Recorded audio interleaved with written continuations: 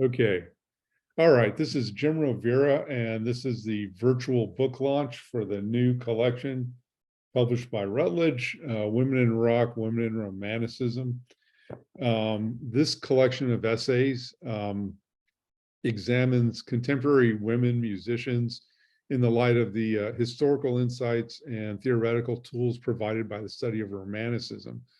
Romanticism here is traditionally seen as an 18th, 19th century literary artistic movement, and branches eventually into many, many fields: politics, religion, and so on.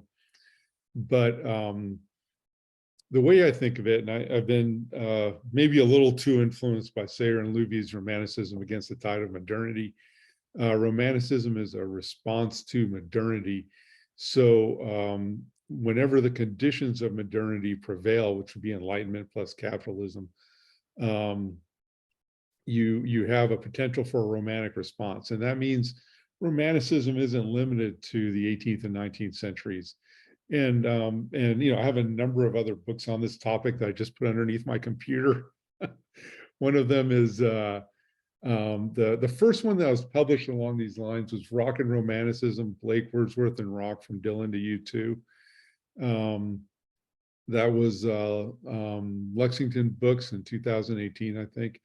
And then Rock and Romanticism, Post-Punk, Goth, and Metal is Dark Romanticism. So that was Palgrave Macmillan in 2018 also. I don't know why these are always published a month and a half apart by two different publishers. I don't plan them that way. It just always comes out that way. I thought these would be at least 6 months apart, but Palgrave was really slow and Routledge was really fast. And here we are, they're published like 6 weeks apart. And then I just released, as I'm complaining right now, about 2 months ago or less, David Bowie and Romanticism. So Women in Rock, Women in Romanticism.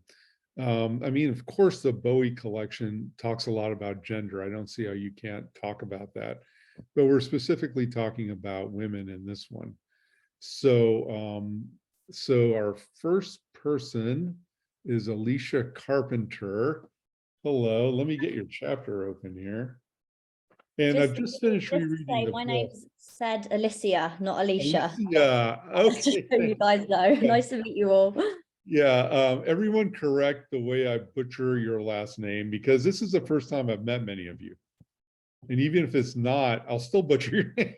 Yeah. Alicia, thank you. It's nice to meet. Where are you from? Where are you right now?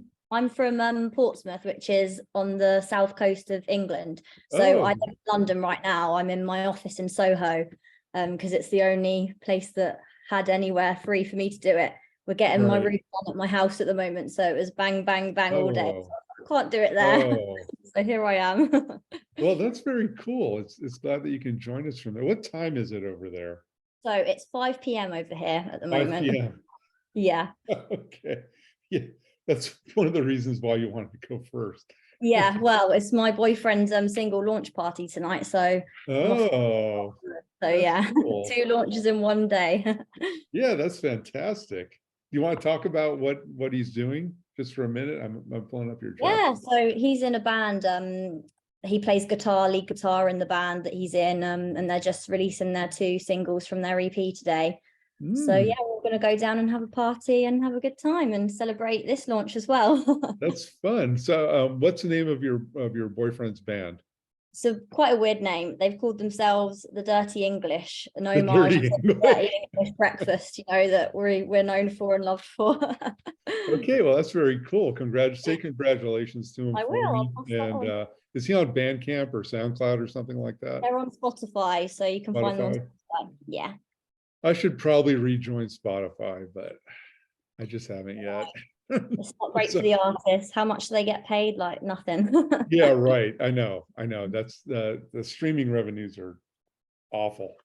Okay, so all right. So would you like to introduce yourself, Alicia? Just tell us about yourself, then we'll start talking about your chapter. So yeah, my name's Alicia Carpenter. I've been writing ever since I can remember, really. I've always just loved writing, and then obviously I discovered music and how much I loved music. So Oh, I good. started, writing reviews about bands, interviews, doing like sort of music zines and stuff. And Right. that's why I moved to London, because I just wanted to be right in the center of the Oh, heart. yeah. Of That must be a great scene. Yeah, it really is. Like, obviously lockdown was a really difficult time for Right. everybody involved. Around the But, world. yeah, but then, this happened and I got really, into editing my chapter, and I'd really love to carry on doing academic writing. This is the first piece of academic writing I've ever done and had published. Oh, wow. Really excited. Good, So that's yeah, good. thank you. That's great. So, and you So I'm graduated from the King's College? opportunity. I graduated from King's College a couple of years ago. I'm a talent manager now, so I manage like radio and TV presenters and stuff. That's the office that I'm in right now. So Okay. yeah, when I wrote my bio for the book, it was a couple of years ago, so that's no longer really Right. relevant to me. So I'm not a graduate anymore. I'm an agent now, but I still write on the side, try as much as I may when I've got time. So yeah, That's good. that's a little bit about me. Well, thank you for your contribution. Okay, so your chapter is about William Blake and Patti Smith. Yeah. There is no pure evil nor pure good, only purity. William Blake's and Patti Smith's art as opposition to societal boundaries. Okay, so what did you see? I mean, bringing William Blake and Patti Smith together, of course, I mean, she's brought them together. Yeah. She has her own edited collection of Blake's poems. She was president of the UK Blake Society for at least a year. And she has a song titled My Blakean Year. So, I mean, the influences go deep. So, but I mean, how do you bring them together? So it's quite a funny story, to be honest. Back in uni, I was in a lecture and they were talking about like the Romantics' influence on rock and roll, but they didn't mention any women. It was literally like, the Verve, who are a British band. I don't know if you guys know of the Verve. Yeah, I've heard of them, yeah. Then there's the Libertines, obviously, like Pete Doherty was really deep into the whole romantic period, and they spoke about that like very much in depth. But I was reading Patti's book Just Kids, and she spoke about how she used to read her Blake's poetry to her partner Robert back in the day when they lived in the Chelsea Hotel and everything. And I was just like, wow, this is really interesting, because I hadn't really gotten into Patti Smith very much, so I started reading more deeply into her and who she was. And I knew of like My Blakean Year, and I knew that she was into him. And then I went to go and see her a couple of years ago at the Royal Albert Hall. I think that was last year, actually. And she, went really deeply into how much she loves Blake. And she talked about it in concert?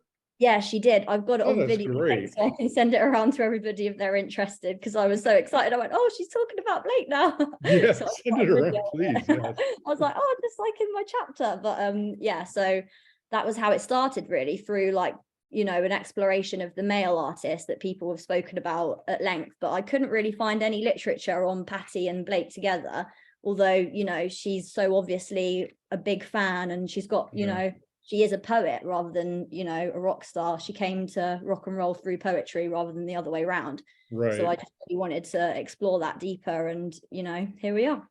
Oh, that's great. So you connect them partly through their mutual participation in, I mean, it's a little achronological to call the Jehovah's Witness a dissenting tradition, right? Because they're totally US. But it is. I mean, it's like a descendant from British dissenting Protestant groups. Yeah.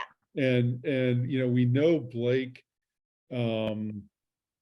Now we are pretty sure he grew up in a Moravian home, which was definitely a dissenting group around London.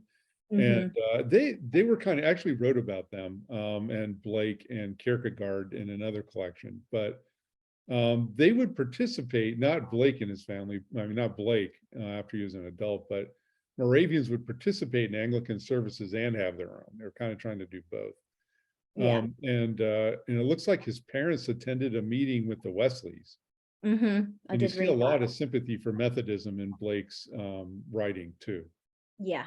So how do you draw those connections, and what significance do you see in them? Well, to be honest, when I first started researching their, religions, because religion figures in both of their works like really deeply. So I wanted to, go deeper into that and see what connections I could find, if any. And the whole thing with dissenting traditions I found was really, interesting, and I wanted to explore it further.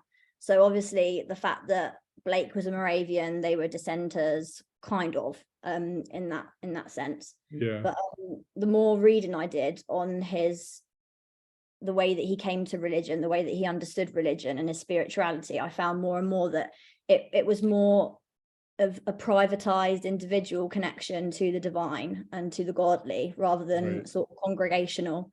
So I thought that was really interesting, because I think you can see that figuring in his work, in, his engravings, in his poetry. So I just wanted to go a bit deeper into that. And then obviously I was thinking, how do I connect this to Smith? So when I read her book, and, Shaw's 33 1/3 on her, talking about how she was brought up as a Jehovah's Witness, I just kind of like started to look deeper into that and try and find any similarities.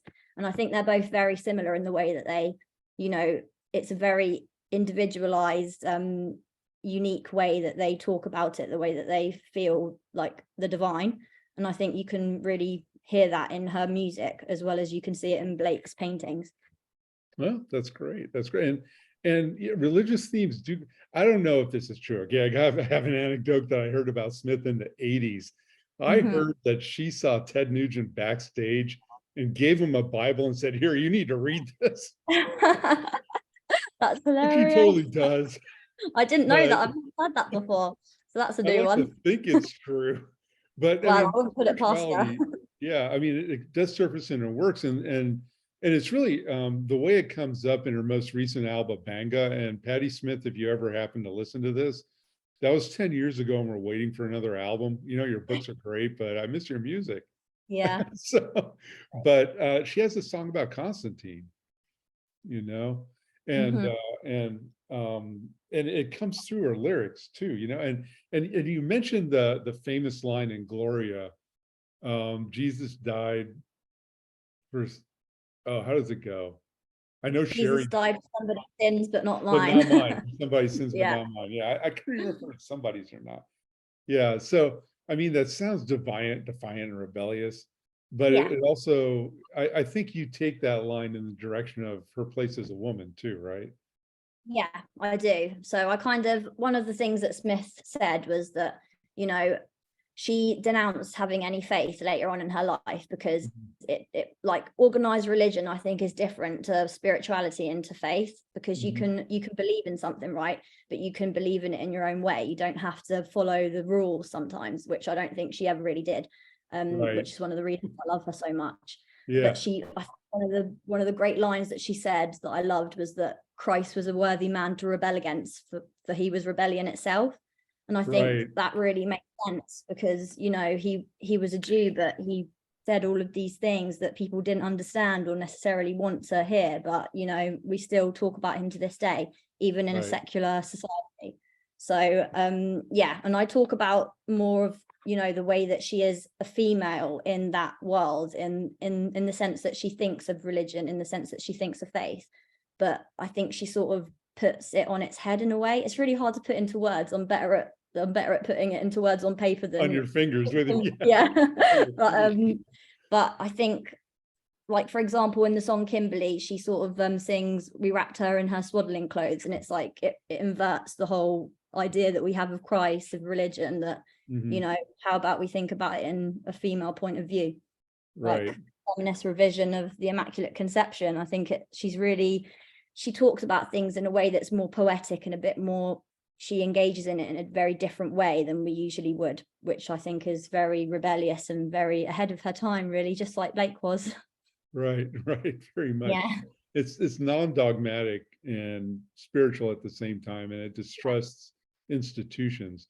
And if you're online, when we talk about dissenting religions in England historically, since Henry VIII, the King of England is the head of the official state church, the Anglican Church, and Protestants who are not members of the, and historically until the 19th century, you just didn't want to be Catholic in England, okay? No. There's some bad blood there. And Yeah. but Protestants who were not members of the Anglican Church were considered dissenters. Okay, Yeah. so that whole narrative about the people in the US, I mean, people emigrating to the Americas because of persecution in England, that's kind of Charlie Brown Thanksgiving. It's more complicated than that, but there's still some history behind that. So being a member of a dissenting group meant that you were Protestant but not Anglican state church. William Blake definitely registered the problems with, state Christianity. He hated Yeah. it. So well, I think he goes into it very deeply in plate 11 of the marriage. I think he puts it like, I think he says the ancient poets animated all sensible objects with gods or geniuses, calling them by the names, then thus began priesthood. And I know Byman goes on to say that, he's basically suggesting that organized religion is like an ancient coup against an illegitimate priesthood, which I thought was really, out there, especially for that time. Like, you can say things like that in this day and age, right? But back then it must have been a bit like, whoa, like, what are you trying to he was put on trial. I mean, he had an altercation with a soldier in which he bumped the soldier out of his yard with his stomach. And I just want someone to film that scene. Exactly. Too bad they didn't TikTok back then, right? And the soldier accused his wife of saying, things like, king's head ought to be cut off and stuff. Yeah. And then the community defended him, and Cumberland defended him. And now we have evidence in letters that you probably did say. Yeah. Everyone's got their opinions. Yeah, that's right. So anyway, does anyone have any questions for Alicia? Alicia, That's right? it. That's the one. Any questions for her? You can just unmute yourself and speak up. Let's see, do we have any questions here? If you have a question here on Instagram, I think I can read your question.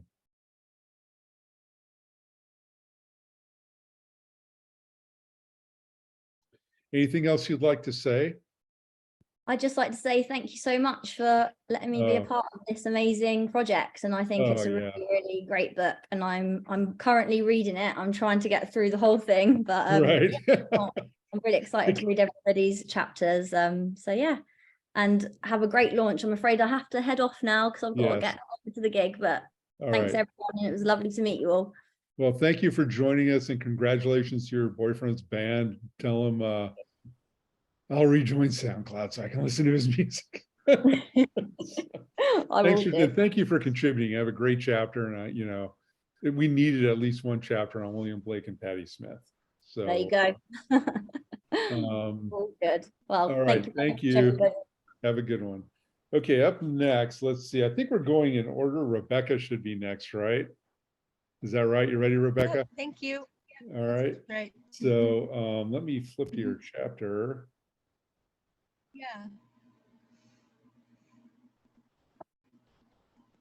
I'm going last. My chapter is actually the first one after the introduction, but I wanted to go last to leave some flexibility there, and I'm talking enough. So Rebecca, would you like to introduce yourself? Yeah, so my name's Erykah Nesvet. I'm an associate professor at the University of Wisconsin Green Bay in English, and this year I'm also a UW System research fellow at the Institute for Research in the Humanities at the University of Madison. That's Wisconsin, fantastic. Madison. I'm impressed. So, thank you.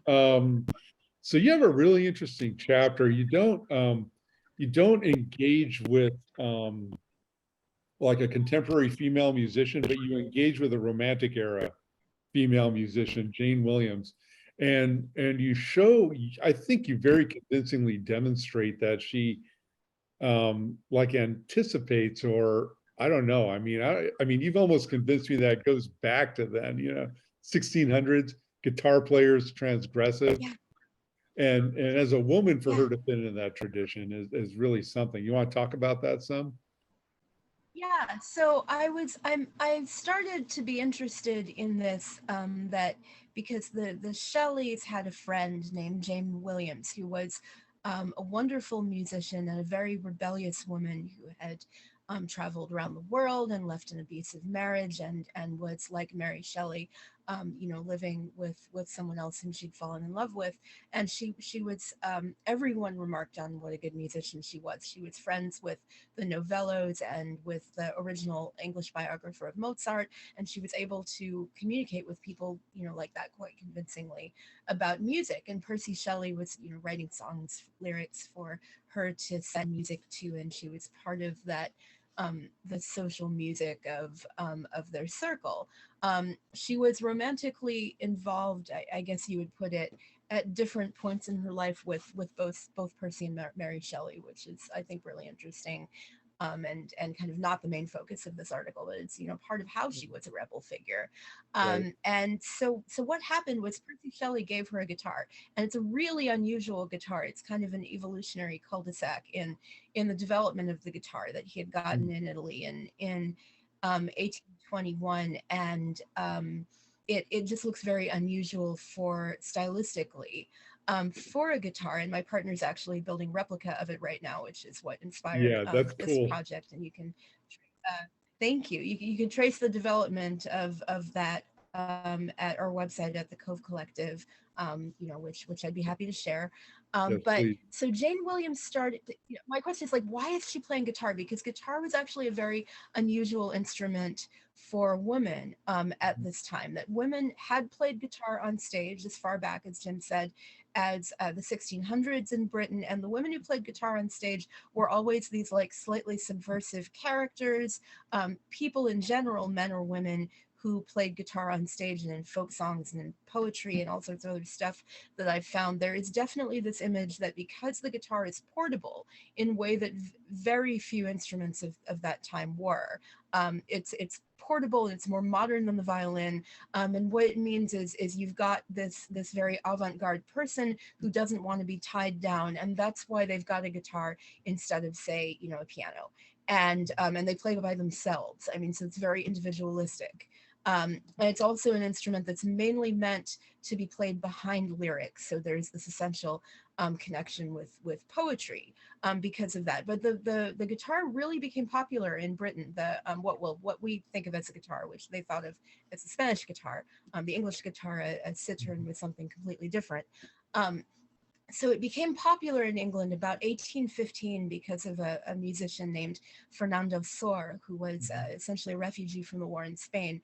And he played at several major performance venues and at Carlton House, which was the Prince Regent's home. And he made guitar interesting, exotic, connected with the war, and a little bit more respectable than it had been.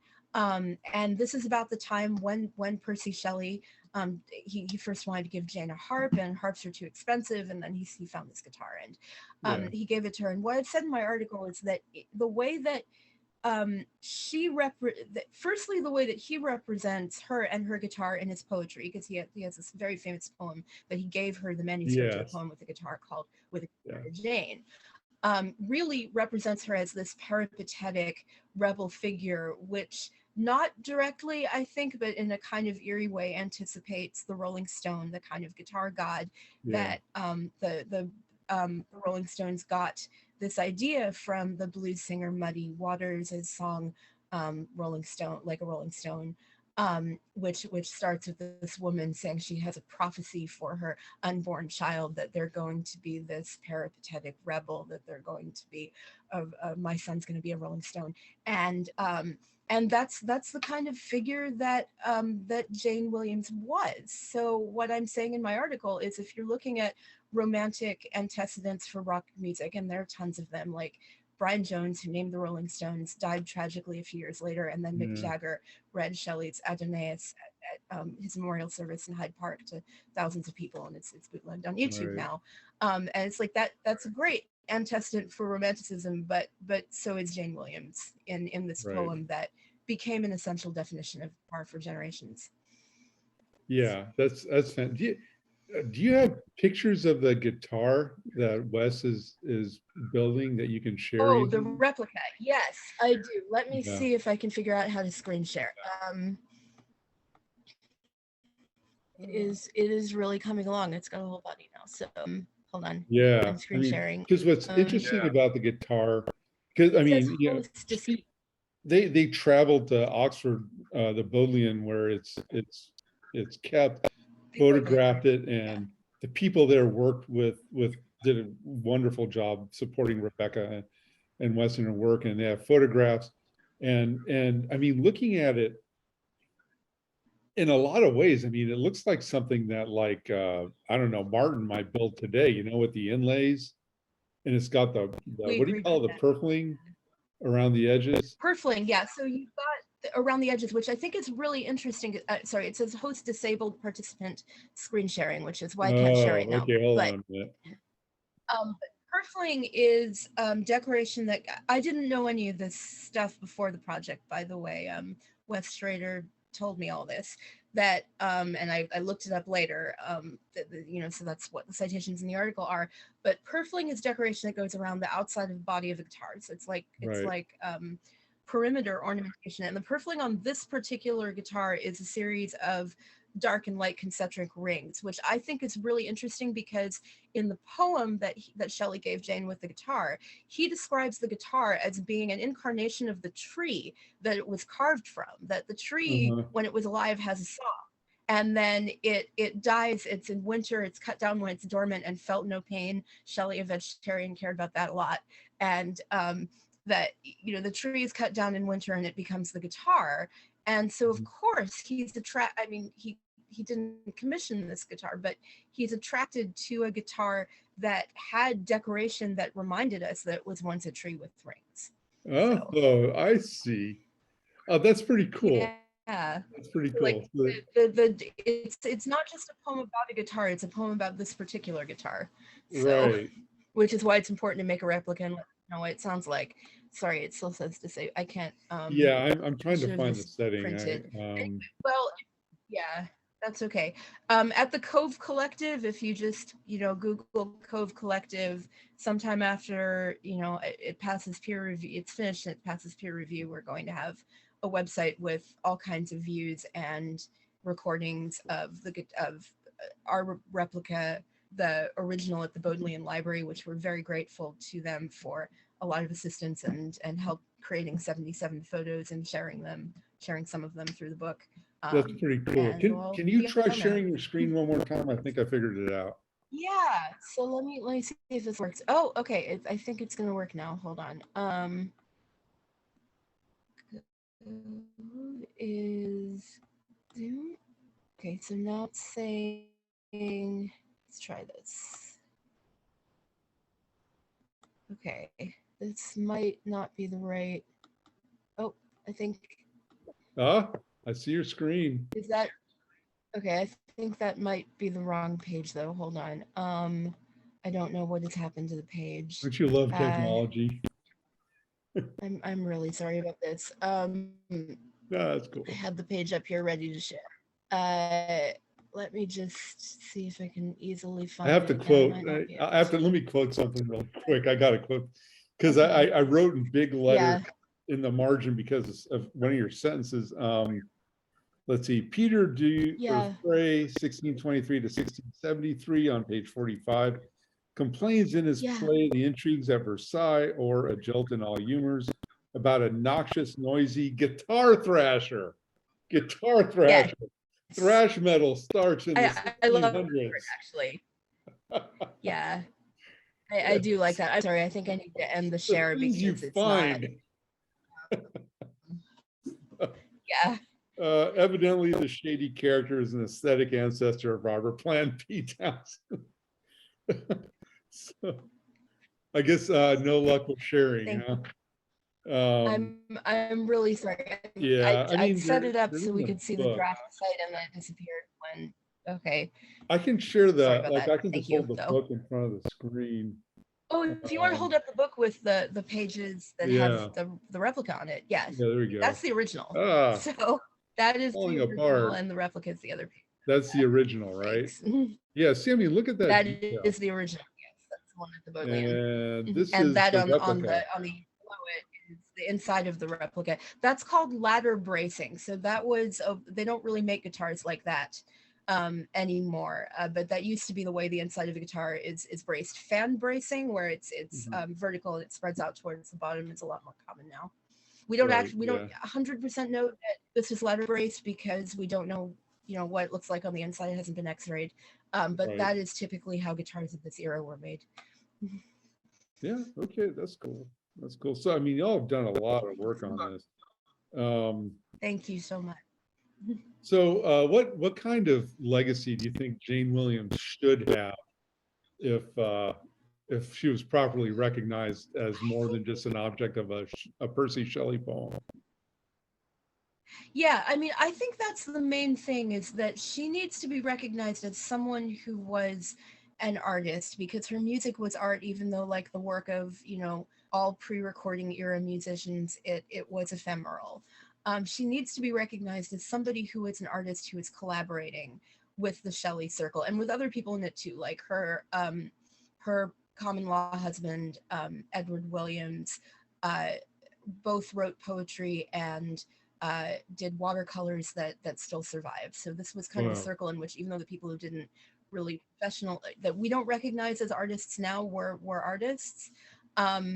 So I think, she should be recognized as a musician whose improvisation with the Shelleys had, some kind of an influence on what they were doing, and vice versa. And I think she should be recognized as someone who is kind of a historical rebel, the way that Byron was, where the way that she lived her life mattered, that she spent a lot of her life in colonial India, that she came back to Britain of her own volition and left her abusive husband, who was an officer, and took up with Edward Williams, and her family wrote her nasty letters, and she wrote back to her brother, who was her guardian, saying, I have a right to do this.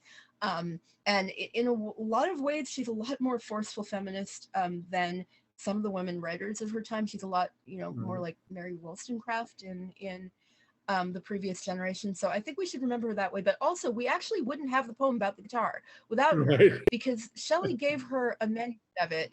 And after his death, which sadly occurred, a very, very short time after all of this, some years later, she published it, and she took her name off it. So it was, with a guitar to blank. But we have that poem because of her. And what that means is that, in some sense, she wanted the world to know that she was the kind of musician he had written about. And she also saved the guitar for the rest of her life. It was donated by her children and grandchildren to the Bodleian Museum in 1898. They arranged for an American collector named Henry Silsby to buy it for the Bodleian. And the reason we don't have a recording of it is they archived it at that point. They did not make a sound recording, and it's not playable now. So if we want to know what it sounds like, we have to build a replica. But so I want her to be remembered as a rebel and as a musician who is part of this collaborative circle. And in that sense, she's a Rolling Stone. Oh, that's great. Well, thank you for your chapter. I mean, you did a lot of digging for this.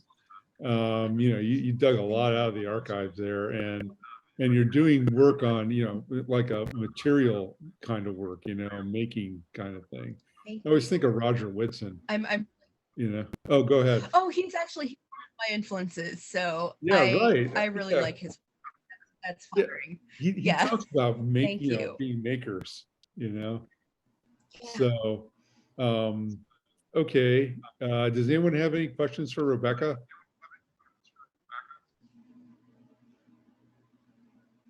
Any questions? Any questions on Instagram there? I think I've got a question for Rebecca, if I could ask. Yes, please. Hi, I'm Chris Clason. Rebecca, what really interests me is how that guitar is, supported on the inside, and I think that's really fantastic.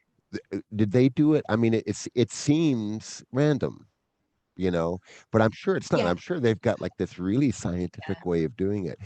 Do you know how did that evolve? Because the medieval, lutes and lyres and Yeah. all the other stuff had its own kind of symmetry, and it was all based upon sort of mysticism, and stuff, and they Yeah. would have like, well, the music of the spheres would somehow influence the way that you would tune your guitar, and all these other sort of things. Do you know, like is there any Kabbalistic or like mystic kind of a thing that they did with that, or is it somehow practical and they just found a great way to do it and that was it? I don't really, I mean, that's actually a really good question. I'm not sure that I know. So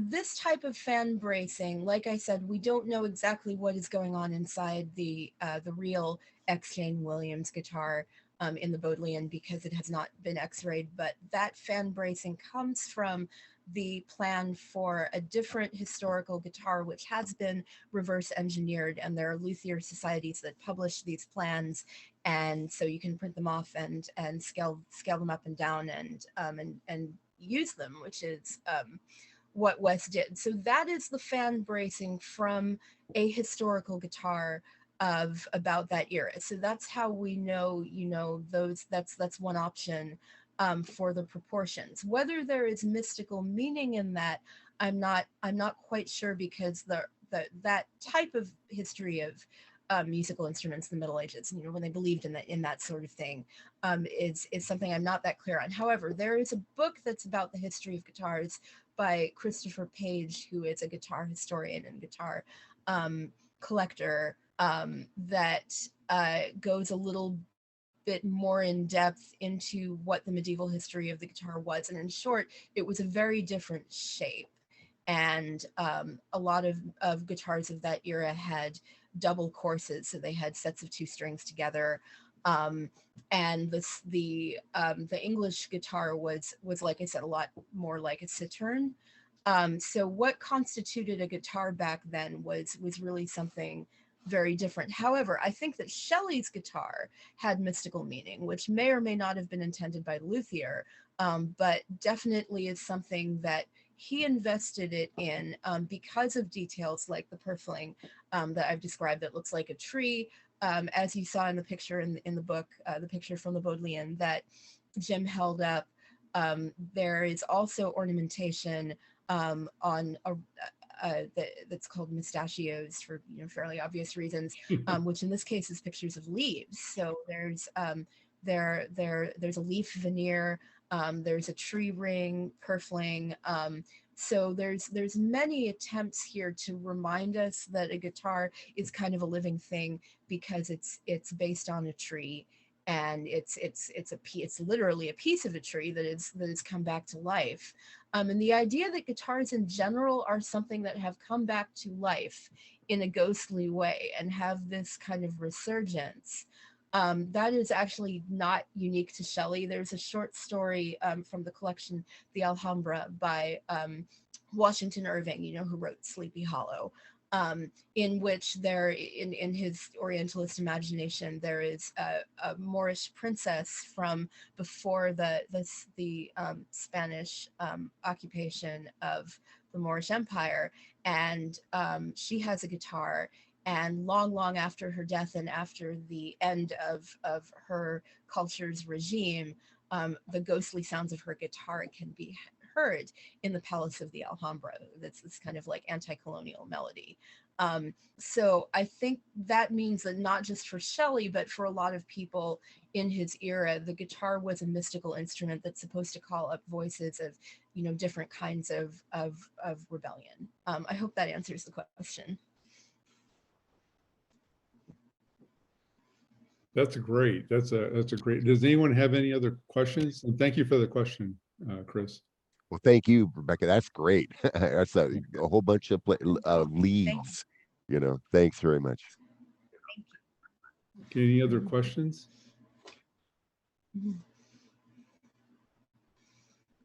No, yeah, you have to read the Irving story.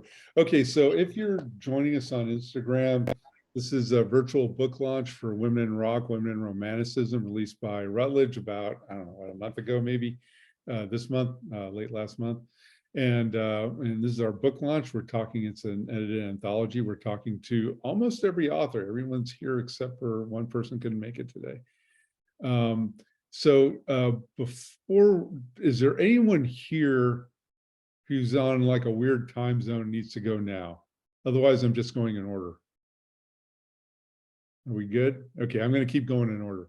All right, so next is Sasha Tamar Strelitz, Work Me Lord, Janis Joplin's Kozmic Blues. That's chapter 3. And how you doing, Sasha? I'm doing well. Can you pronounce your name for me? What? Can you pronounce your name? Did I butcher your name? You got it perfectly, Sasha Tamar. Yeah, so good job. So can you introduce yourself? Tell us about yourself. And yeah, sure. I'm Sasha. I'm in Denver right now, so I'm a couple hours behind you all. And I am a PhD from the University of Denver, and I defected and now work in big tech. So that's weird. And I try to see poetry and technical writing, of course. It's not there.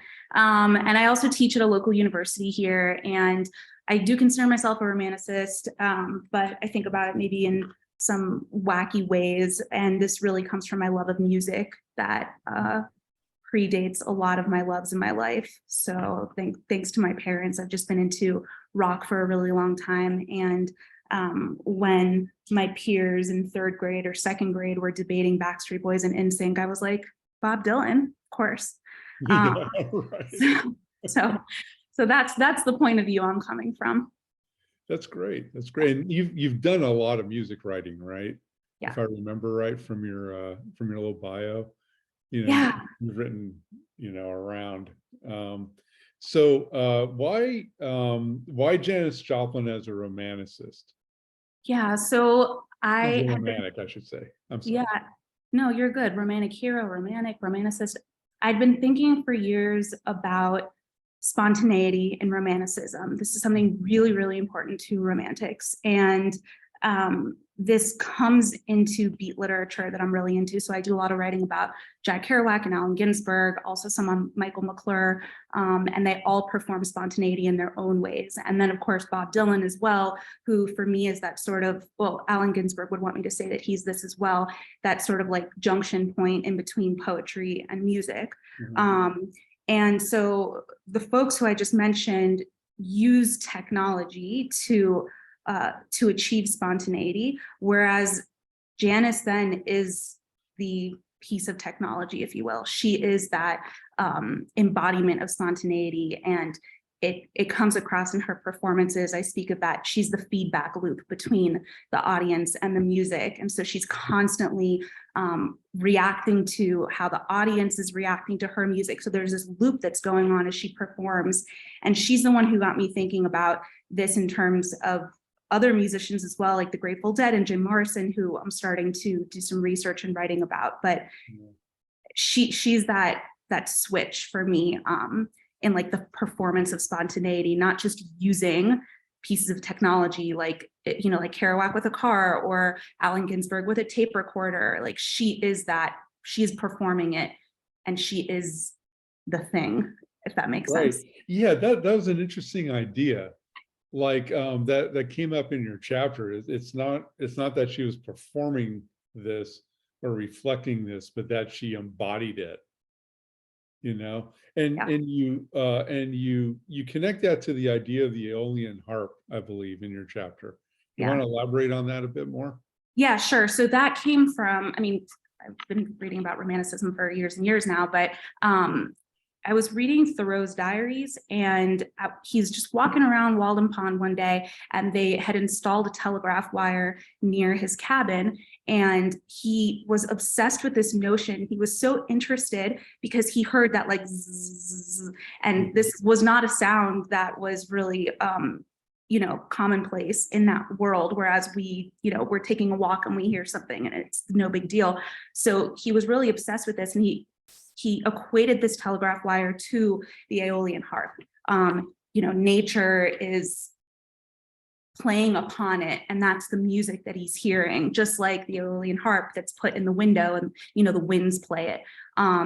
So in thinking about that, and then in thinking about Janis and, you know, hearing her sing, and there's that awesome for Monterey Pop, the awesome performance where she's performing, she's doing her thing, and then Mama Cass is like, you know, in the audience, like Mama Cass of all people is just like awestruck by her, similarly to how I imagine Thoreau being awestruck by this telegraph wire. And so that's where I think of her as like the hippie Aeolian harp, if you will. And I think I put that somewhere in the chapter, because, you know, thinking about that feedback loop, the audience's emotions are all like being like funneled through her, and then she's reacting to them and, you know, changing her performance based on how they're reacting to her music. So it's that loop that I was talking about.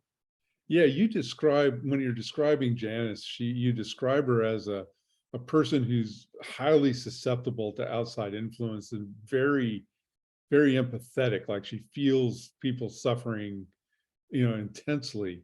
Yeah. And I mean, obviously there's a strong connection there to Keats's idea of the chameleon poet. Totally. You know, this susceptibility to outside influence. And but would you like to go into a little more detail about that? Yeah, I think that's important to think about in terms of romantic hero. And of course, I think, you know, just viewing her as a romantic hero doesn't do her justice. We have to go beyond that, hence my chapter. But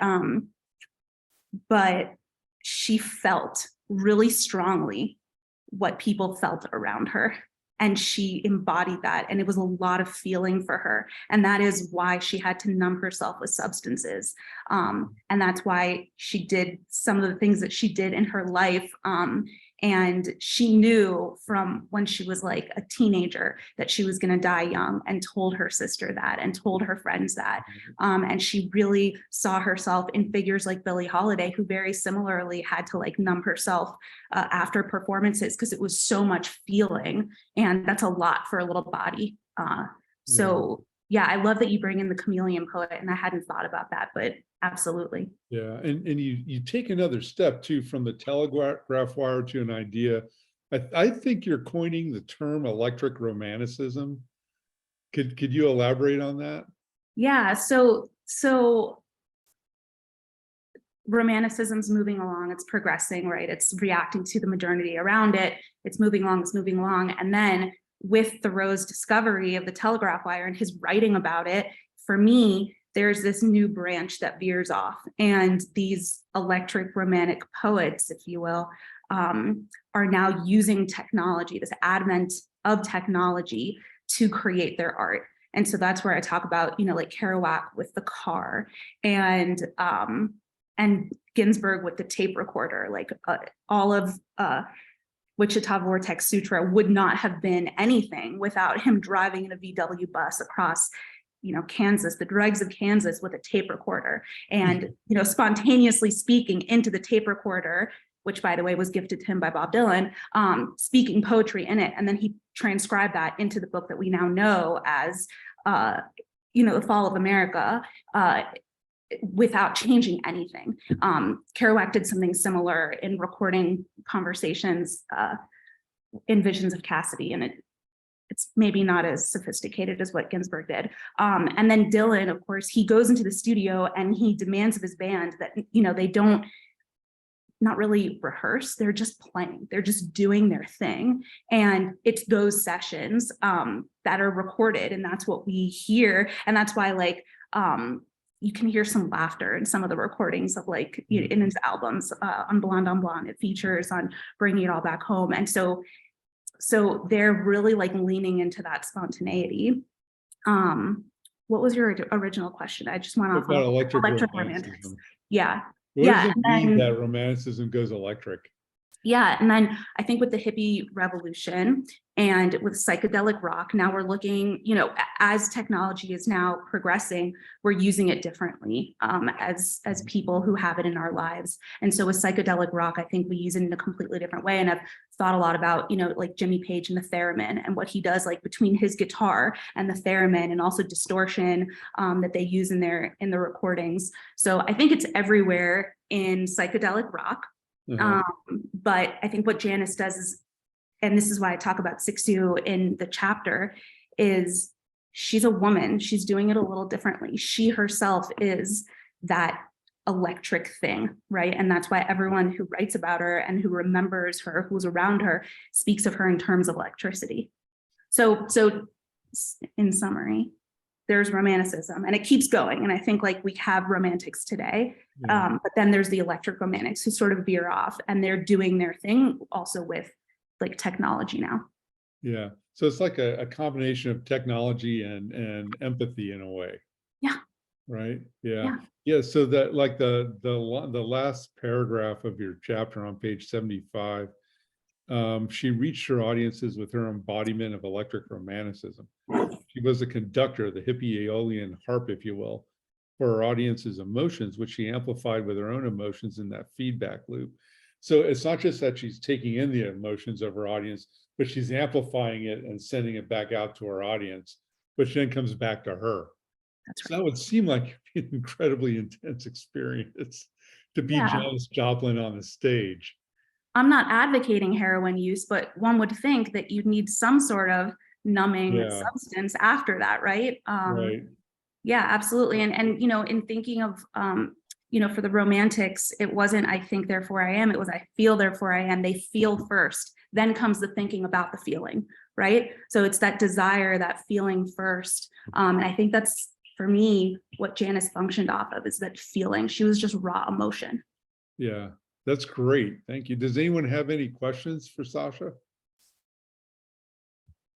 Any questions? Any questions on Instagram? Just looking. Yeah, I have a question. I don't know as much about Janis Joplin, but I definitely identify with what you're saying about the Monterey. I have those DVDs, the entire Monterey Pop Festival, and the part I watch most often is her part. It's unbelievable. But I have thought about her a little in terms of female masochism, and I'm wondering if that relates to like electrical, like, you know, this whole idea of feeling, but also that like embracing of pain. Is that just this, you know, pain, you know, like, could that relate to like an electric shock, you know, that it's painful, but you know, that's a form of feeling and therefore desirable? Or I mean this is just, I haven't read your chapter yet, just based on what you're saying.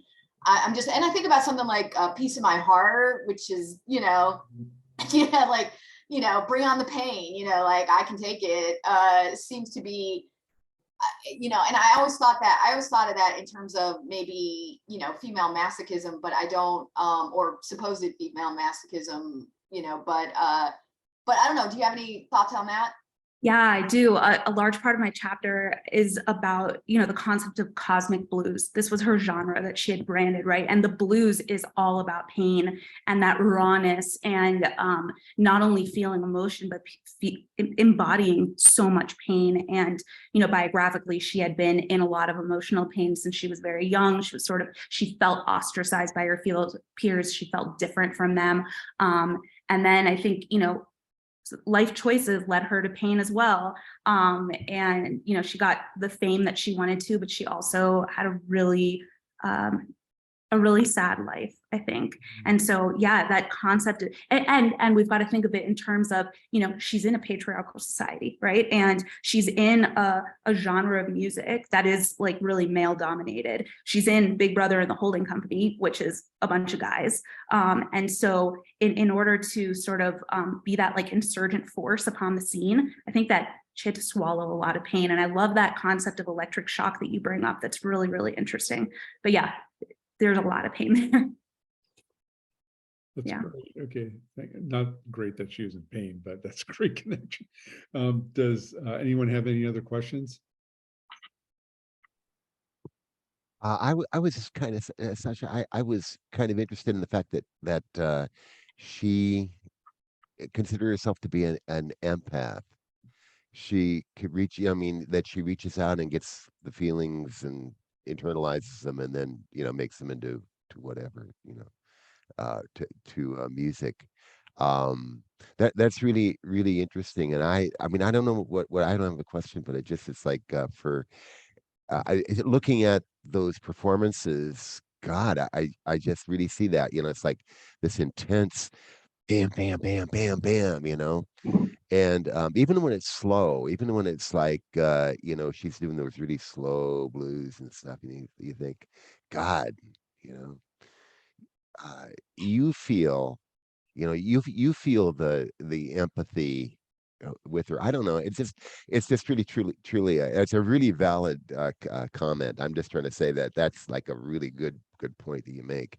And it really kind of does show that she did, numbing would make sense, and that, she also therefore passed away at a very early age, and and that she would know that, it's all of that is, it kind of sounds like a lot of stuff like that. Whereas, yeah, on the other hand, you've got Jim Morrison, who just, wow, just totally embraced the whole the hedonistic kind of thing, and she was kind of relying on other people. That's right. for He that was energy. more of like a phallic force on the scene, right? Yeah, right. Yeah. Yeah, no, yeah, and what your comment made me think that, we're so disembodied and separated in time from her performances, right? Sherry's watching on a screen, and even when you like open up Spotify, Jim, get back to Spotify, and just hear her raw emotion, you're struck. Like, it does something to, at least me, it does something to like my torso, like really Yeah. affects me, and that's a lot of power. And so, her story ultimately makes sense. I feel the need to advocate for her here. And the last time that she did heroin, she really just wanted to do it one more time. She had already kicked it, and she was like, let me just do it for fun right now. And unfortunately, she overdosed. So, but So she sad. would, it's so sad, and she would have just been so amazing. But what we have of her, again, through time and space, still is so affecting. Thank you. Well, yeah, thank you. Thank you. That was great. Any further questions? Just checking. Okay. That's a great chapter. Kind of sad. And there's a few people I need to thank too. I need to thank Rebecca. I need to thank Diana. I need to thank Chris. I need to thank Terry, because they all helped with the proposal, and they helped with my own writing. I got feedback from them all. And I also got feedback from David Sigler and Chris Washington. So, and anyone who read my introduction in the first 50-page incarnation and suffered through that, you're a hero. That's why I broke all that out and just made it chapter 1 and let the introduction just be an introduction. Diana, I mean, one of her comments was, I feel like all these paragraphs need topic sentences. I felt like one of her Comp 1 students. So anyways, thank you all for your feedback. And if you're just joining us, this is a virtual book launch for Women in Rock, Women in Romanticism. Routledge just came out within the last, I don't know, month or so. And our next chapter would be chapter 4, All Romantics Meet the Same Fate Someday. Joni Mitchell, Blue and Romanticism by Chris Clason. Is that how you say her last name? Is that right? Yes, indeed, Jim. That's right. All right. So and Chris helped me a lot with my writing about German Romanticism, because that's his field, and it's been his field for decades, right? Yeah. So centuries, man. Yes. So it's a real blessing to have him join this project in a few ways. So why don't you tell us about yourself? Some people would call it a curse. I don't know, man. Hi, I'm Chris Clason. I went to school in California mostly. I was at UCLA, and we had I just want to make this comment. We had a friend and a colleague, Fred Berwick. Yeah. Some of you guys know him. Yeah, Yeah. I know. Yeah. Unfortunately, he passed away, and he passed away in March. A wonderful guy. I just discovered he was the guy that opened up Jim Morrison to Blake. Wow. Yeah. I mean, you talk about like a myth, living among you, and like going to school, coming to school to teach, right? Can you imagine this? And have Jim Morrison walk in your classroom, want to know about Blake? I don't know. It must have been really strange. But anyhow, Fred. Right. Fred was an amazing guy, and he's passed away, but he did leave us that legacy. He also, by the way, just has a book of handwritten book of all of Jim Morrison's poems from that period and so forth. And so he's really. Can you imagine how much that would be worth right now on the market? Right. I mean, my God, if you probably more money than he made in all of his years of teaching. Right. Sorry, we we know that that's the case. But anyhow, I mean, so I went to UCLA, UC Santa Barbara, UC Davis, and decided that I had to go back east to go have a job. And I've taught at Duquesne and at Oakland University, where I was for the most of my career, and now I'm retired. And retirement is really good. Just make it through, you know. Right. So yeah. Good. Yeah. Oh, I presented a paper at Oakland University at a conference.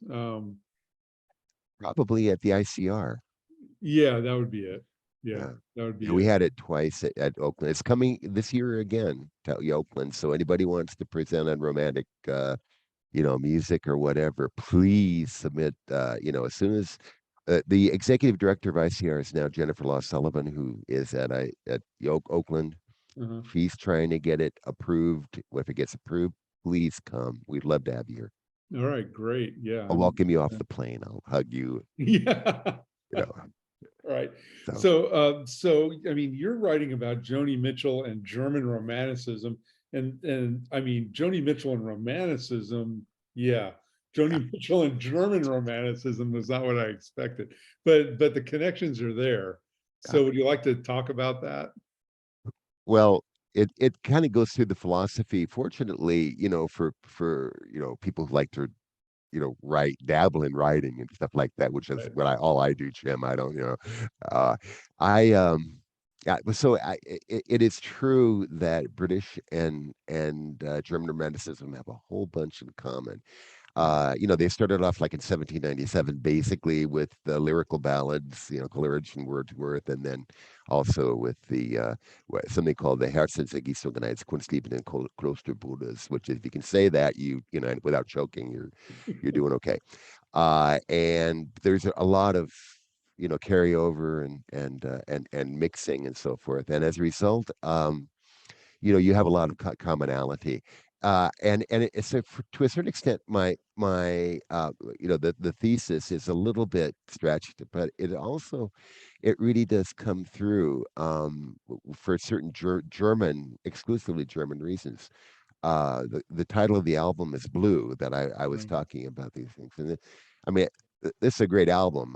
This is like, some people mention that this is the best album ever produced by a male or female ever. So, and talking about these songs, they are intensely, emotional and all those things that you know about it, romanticism, Mhm. And for the Germans, that was also true, and it was the idea of blue. I mean, first of all, the color blue. It comes from the idea of blue romanticism. It comes in German, at least, from this idea from a novel called Heinrich von Ofterdingen, that there is a blue flower somewhere. And that blue flower represents infinite longing, and you want that flower, you desire it, so forth. For the protagonist in this particular novel, it was in the middle of it. There is the image of his girlfriend, but he can never reach it.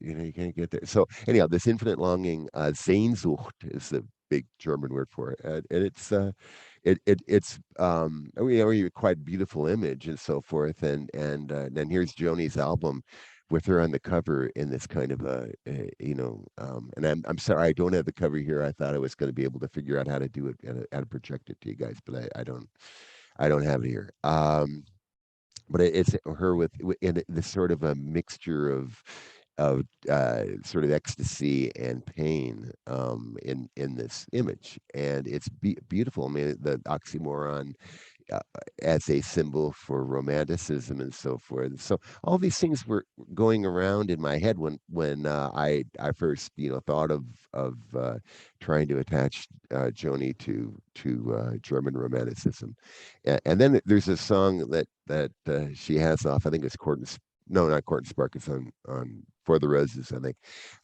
about being on a train and drinking a bottle of German wine. And I thought, there you go. There you are. So anyhow, it's a little stretched, I admit, but it's also, I think it's valid in the long run. If you can stay with it, the metaphor works. It pays off. Yeah. You also talk about, let's see, yeah, your chapter is divided into sections. The first section is emotional vulnerability and subjectivity. And then, and you kind of mentioned that. But now the second section is romantic intoxication. Could you elaborate on that? The idea of romantic intoxication, how it applies to. Let's have a drink. Yeah.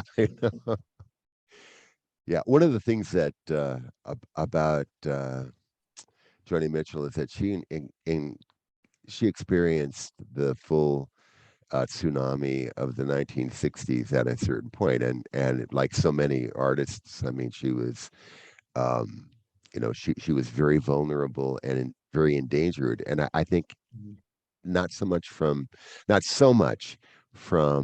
drugs and the alcohol, but rather from her own emotional makeup. It was just, I mean, I was talking about the empathy that Sasha was talking about before, and I think that's really good for her too, for Joni. She really was she's a critical case.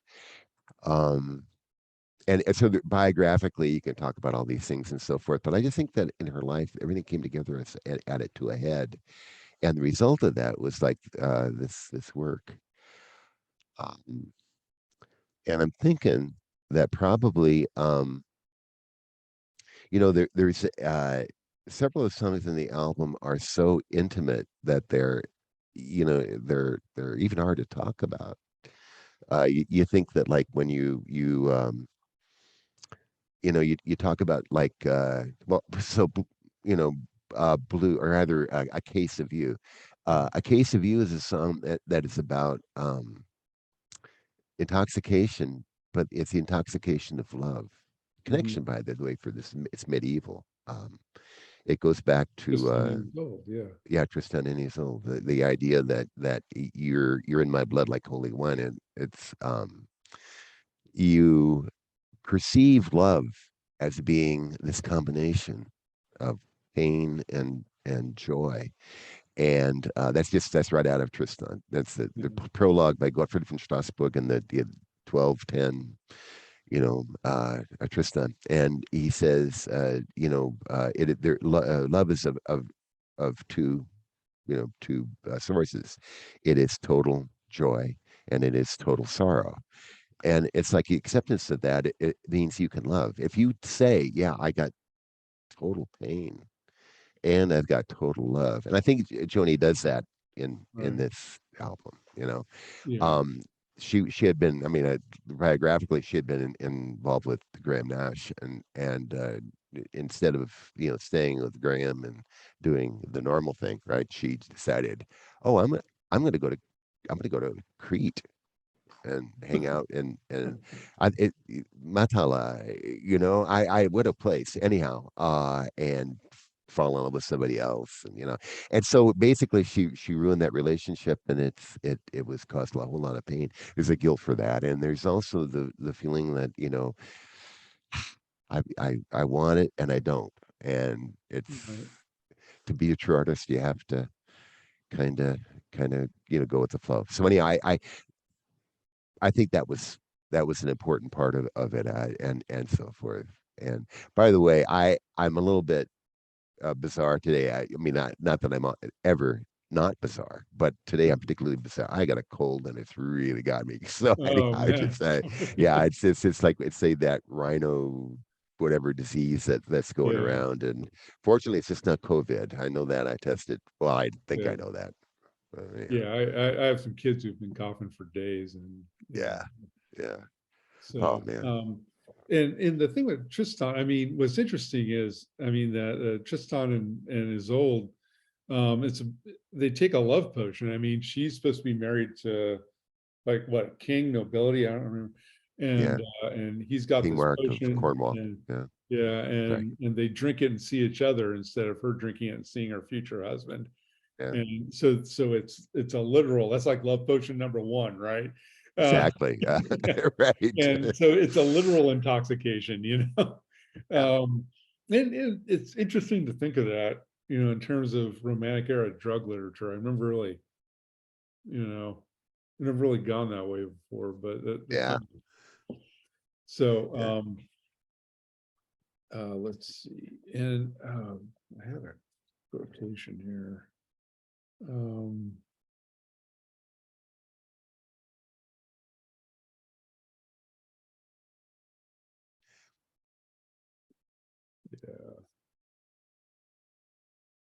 Yeah, this wine that Tristan and Isolde drank, they were on a skiff going from Ireland to Cornwall, and this is all like Celtic tradition stuff, right? So the line of influence goes right down through France and back Right. to Ireland. Anyhow, Brittany, right? So they find this wine and they think, "Oh, I'm thirsty," and drink up, and then they're standing there or doing sitting or doing whatever, and they are completely overtaken by this, and they don't know what to do because they're like both of them. I mean, they get married back in those days and like at 12 and 13 and 14 years old, and they don't know what to do, and they just don't get it, and they finally have this say this wonderful phrase it's a pun, and it's la miel, and it's the way that they have of pronouncing l'amour, which is love, right? And but it also is the same pronunciation as you have for the word bitterness, Hmm. and also the sea. And so what they were perceiving was this, and actually Tristan asks Isolde, uh, "What is it?" And so Tristan says, so I'm sorry, Isolde says, "It's la mer, sea." No, not sea. La mer, bitterness. No, it's the bitterness of the sea. Maybe you feel seasick. No, not that. And so finally he says, "Huh, l'amour, l'amour, right, Larry?" So that was what it was. Beautifully done. I mean, I think that's just like that's beautiful literary stuff, the suspense that they lead you into it. It's a gorgeous, gorgeous, passage in the 20,000 line, poem. If you get through it, by the way, a copy of it here, and it's like these little orange books that they give you in German, for medieval stuff. And here's the book. I mean, you get really good passages out of that 20,000 line poem. Well, you've done some searching, I tell you. Anyhow, yeah, it was great. And you also have a section here on the third romantic metaphor is the seashell elucidated in the final verse. You know, you're talking about the song. Let's see. Blue. I think you're talking about the song "Blue." Yeah. Yeah. And you talk about the seashell as a romantic metaphor. Would you like to elaborate on that a little bit more? Yeah, it's a seashell. It's nature. It's it's something that you would see every day. It's a commonplace. This goes back to Schlegel, Friedrich Schlegel, and his 116th Athenaeum fragment. It's an ordinary commonplace, but when you consider it in the metaphorical value by holding it up to your ear and hearing the sea, it changes it into this whole kind of a mystical experience that you have right there with this object. It's also the natural object. I mean, it's a nature, thing, uh technical term thing. And so, but when you hold it up to your ear, you are hearing your blood, and Right. the echo of your blood in this hollow shell. But what everybody tells you is that it's the ocean. No, you're not hearing the ocean. But when you consider it that way, it's combining nature, natural object. It's combining something that's repurposed from another area, and it's making the connections.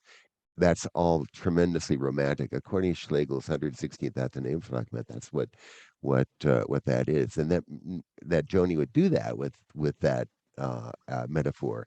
It's truly amazing. She says in the song, a sigh. It's a sigh, a foggy lullaby. That is my song for you. Uh, That is that yeah, wait, that is your song. okay, Yeah, that's I think that great. right. Thank you. Yeah, Thank you. right. Yeah. All right, anything else you want to say about your chapter? It was a real pleasure putting it together, and thank you very, very much, Uh, Jim, for well, having this thank you. project. Yeah, Thank you. it's an awesome project. I can't believe all these people are just these are brilliant analyses. I just hope it's a bestseller, Jim, because I tell you, it deserves it. It really deserves it. I You think it's deserve going every. for $160. That will just rush right off the shelf. Yours right on top.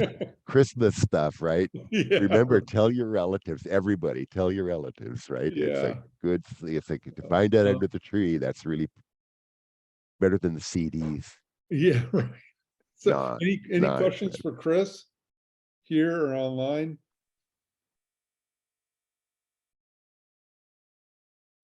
Any questions?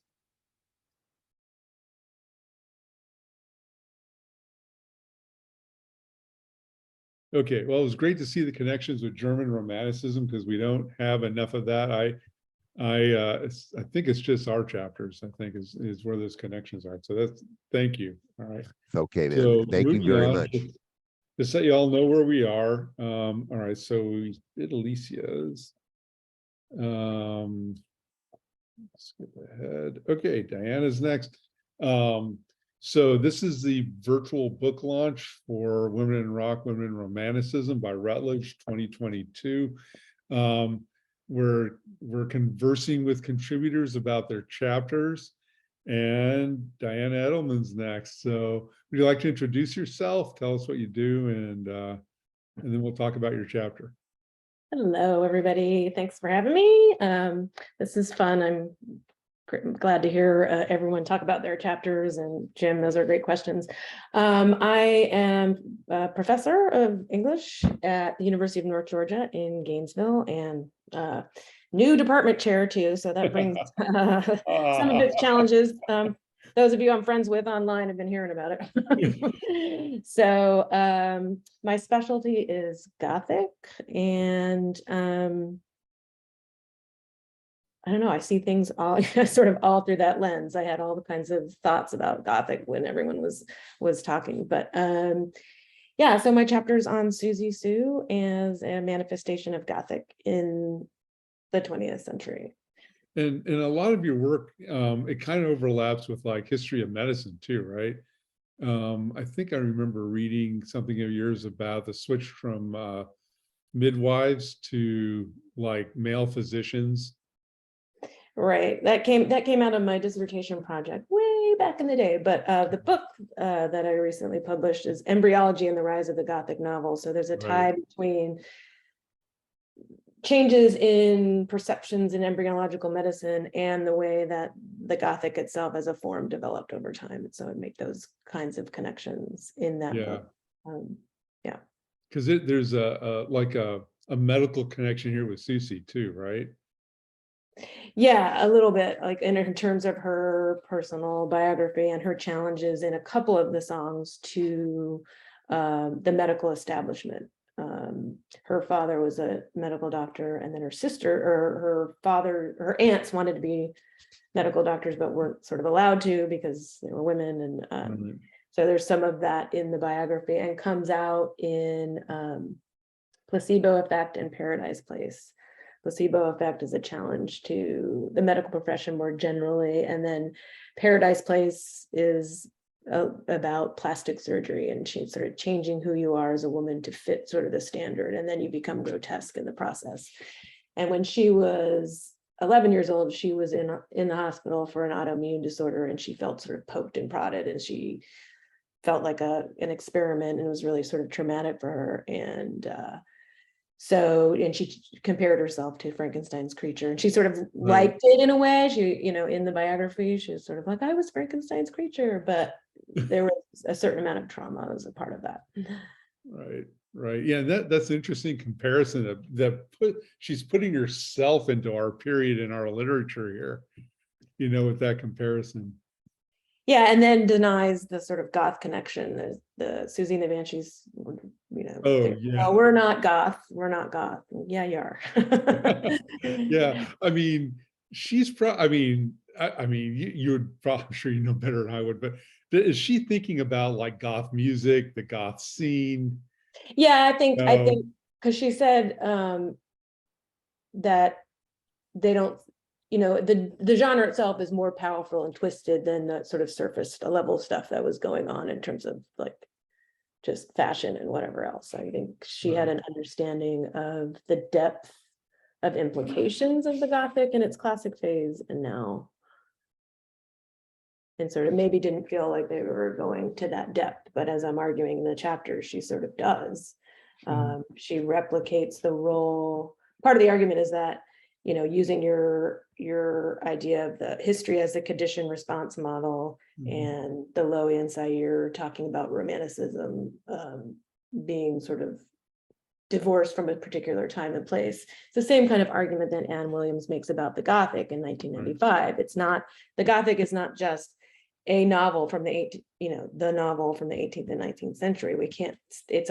She calls it a complex in all the meanings of that word, psychological, even architectural. It's a feeling in a place. It's a feeling, a complex, an idea that can be anytime and anywhere. And as you set up the book, Romanticism can reemerge in a different era because there are similar historical conditions. And so my argument is sort of that the Gothic, in the same way that the Gothic emerged in response to, alongside of Romanticism in the sort of traditional phase, the same way Gothic kind of emerged as a response to the Romanticism that was sort of developing all around in mid to late 20th century. That's sort of the argument. And for Siouxsie in particular, but also for the women novelists of the early period, they were defining their own space in a male-dominated world. Right. And, a lot of us have, you have talked about that with the female artists here. And Siouxsie does something similar with Gothic. She sort of uses that as a way to negotiate the power structures. And I kind of think of Gothic that way. In general, this is why we have Gothic and various permutations of the Gothic, whether that's science fiction or horror or psychological thrillers. That's why it continues to resonate today, because we are continuing to sort of work out the struggles that partly related to gender, but partly related to technological advances and other things that we continue to respond to. And as I said in the book, continued debates and concerns about reproductive changes in reproductive medicine, which is what the book sort of argues. And so my sort of overall thinking about this is that the reason we continue to need the Gothic is that the questions haven't really been answered. They might change form, but they aren't fully answered. But anyway, as far as Siouxsie goes, I kind of argue that we have, the history of Gothic scholarship kind of bifurcates to male and female Gothic starting with Ellen Moore's in 1976 when she coined the term female Gothic. And Anne Williams sort of traces out characteristics of male and female Gothic. And while Siouxsie does have some elements of female Gothic in her work, she's primarily, and that's what the chapter argues, is that her work demonstrates more of a male Gothic stance. So unlike Janis Joplin, that we talked about earlier, and I think Joni Mitchell too, she doesn't have that embodiment of all the emotion that it destroys her. She kind of refuses to engage in that emotional, typical female stance, both in her persona and in her in the lyrics of the songs and the compilations of the albums. She takes control in a very kind of male-dominated way. If that makes Oh yeah, sense. I mean, you describe her in concert wearing these big boots and physically punishing people who spit at the stage. Yeah, You yeah. know, yelling at the audience and jumping down in there and kicking them. Yeah, yeah. Yeah, And she refused to sort of be that sexualized symbol, but I mean, she was sexual, and some of the things that she wore were clearly right. Kind of erotic, but it's on her own terms in a way, you know. Right. Yeah, you talk about the way she you spent some, if I remember right, you spent some time talking about how she reacts or responds to or manages the male gaze, right? Like Right. Yeah. Yeah, there's some, and I hope Sherry's chapter is next. Let me see, because there's a lot. Yeah, no, Linda's not here. Yeah, I'm glad Sherry's going next, because you don't say the same things, but your chapters kind of overlap thematically, you know, so that's really interesting. And Diana's chapter is A Woman with an Attitude, Male and Female Gothic, and Siouxsie and the Banshees. So how would you distinguish between male and female Gothic? And it seems like you argue that she kind of crosses over back and forth between the two. Yeah, she kind of does, but I'd say she leans, you know, taking the work as a whole, and her behaviors, I feel that she leans a little more towards male Gothic. But Anne Williams defines male and female Gothic, you know, in female Gothic, at least in the 18th century and early 19th century, the novels themselves, the things we consider sort of classic Gothic, there's threats to female virtue, but they don't ever sort of materialize. There's more focus on, I guess, psychological terror, like what Anne Radcliffe would say is terror versus horror. The male Gothic is more bodily, there's rapes, there's gore, that sort of thing. You know, the threats to female virtue actually come to pass. And in the female Gothic, you know, there's some kind of closure, there's some kind of renewal of the female voice. There's usually a comedic-ish ending, whereas in male Gothic, it's the male is exiled from the home, and there's no real closure, and there's also multiple points of view, whereas in the female Gothic, she argues that there's sort of the point of view of the Gothic heroine. But Julian Flaneur argues that one aspect of female Gothic is a loathing for the female body and pregnancy and the things that can happen as a result of being female. So there's that aspect of female Gothic that's definitely in Siouxsie. There's the one song that depicts, where is it called? Yeah, you kind of blank, which talks about pregnancy is like a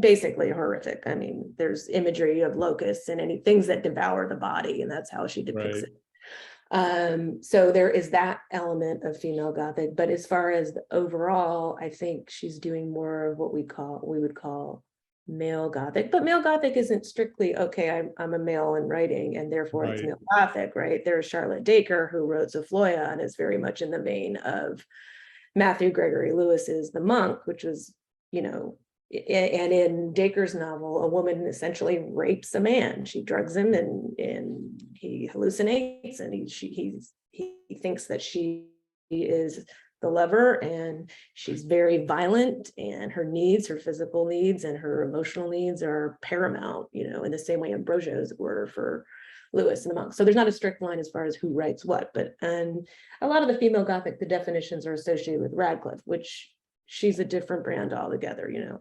Right. With her explained supernatural, and that's the other another characteristic is female Gothic. The supernatural is sort of explained, whereas the male Gothic, there are demons, there are Right. devils, all that sort of stuff. But in Siouxsie, I see it sort of happening in her life, and I mean in her life and her work, which goes back to what Anne Williams said about behavioral manifestations of Gothic. So that's sort of how the chapter is set up, is talking about elements of male and female Gothic in the music, and then pairing that with some episodes in her life where she, like when she kicked the crap out of Steve Severin when they saw him at a party in 1976. I mean, she was just one of the guys in that, That's the drummer who telling quit the audience to band. shut the fuck off or not knock it the fuck off when they were spitting at each other. Right. And not in a way that would make you feel like, oh, she's too masculine or butch or something. Like it would be, but still distinctly very female in the Mhm. way she did it, if that makes sense. So I feel like she's sort of doing it on her own terms. And like what you said earlier about her taking control of the male gaze, there's the song Red Light, which is, you know, talking about a model and sort of being captured by the camera. Those are the images there. And then Peekaboo, which is later, it's sort of the male gaze is literally sort of fucking her up. She's a prostitute and he's, you know, she's laying on the floor crying at the end, but throughout the whole thing, she's sneering and jeering, and he has a flaccid ego, which is clearly the flaccid penis. And so there's, even though the male gaze is capturing her, there's a sneering and jeering all along the way. And I think that's her persona as well, like on stage and in like the interview that I started talking about before she was Siouxsie Sioux, when she was at the Grundy interview with the Sex Pistols, that her whole presentation was exactly kind of emblematic of what I'm saying about who she is. You know, in a vulnerable moment, the interviewer sort of does a flirty thing with her, and then she immediately ices up, and then later on is just very playful, but she's in control of that whole interaction. And that's how she is in terms of her connection with the music industry, with the band, but also just in her everyday life, it seems like. So that's sort of the argument. But and also that in terms of male gaze too, biographically, I talk in the chapter about the photo session with Budgie, where she and Budgie are in the shower, and it's very erotic, and she's like obsessed with the film Psycho, and she wants it to kind of be emblematic of some of those themes of sex and murder, but she's in control of that whole photo shoot, right? So that's like representative of the way she's taking control of the male gaze. Yeah, you talk about masquerade, and so the one quotation I'm looking at here, and you're talking about Reynolds and Press and the sex revolt at the top of page 136, and you're quoting them, talking about Siouxsie in The Woman Unbound and Masquerade and Mastery. You know, they place her in that. That her rebellion against the rock patriarchy, and you do talk about that, like, you know, a woman is supposed to perform femininity, and she wasn't going to do that. Right. You know? And embraces the irrational and escapes a unified identity through an endless succession of costume changes and sexual personae. Masquerade, they argue, becomes a way of provoking and confounding the male gaze. So the costume changes, the shifting in persona, you know, all of that, you know, it seems to be, you know, a part, you know, of her reaction to that dominant kind of male environment. So anything else you want to say about your chapter? I just want to respond to that particular thing. Yeah. Like I agree with Reynolds and Press in that she fits into that part of their taxonomy, but she doesn't do the sort of Bowie-like costume change. You know what I mean? Like there's a certain uniformity to it. Like I said, in that paragraph, she doesn't come out as a cowgirl or a Barbie or a whatever. Right, Like right. there is a unified identity that she kind of controls with it, but there is a masquerade aspect to it. Yeah. But and the confounding the male gaze for sure. Okay, well, does anyone have any questions for Diana? I do. I haven't read your chapter yet. But so maybe you deal with this. But you mentioned, again, when I think of Anne Williams, I do think of that explained versus unexplained. And I know a couple Siouxsie records, but I don't know her as well as I know some other artists. Does she do anything with the supernatural in that part of the male Gothic? I think, sorry, it's been a while since I actually wrote the chapter and was in it. I wanted to talk about supernatural stuff, but nothing's really kind of coming to mind at the moment, at least not in the songs that I talked about in the chapters. Yeah, that's. I mean, what I get the feeling from your chapter is the emphasis is on the body. Yeah, and the deformations of the body and manipulations of the body and the horrors related to the body. Yeah. More There's the one song, The Carcass, that's about the serial killer that gets off on the body parts. And if I did a deeper dive, I think I would find some of that supernatural. But a lot of what I talk about is the psychological, like in Cycle, the repetition of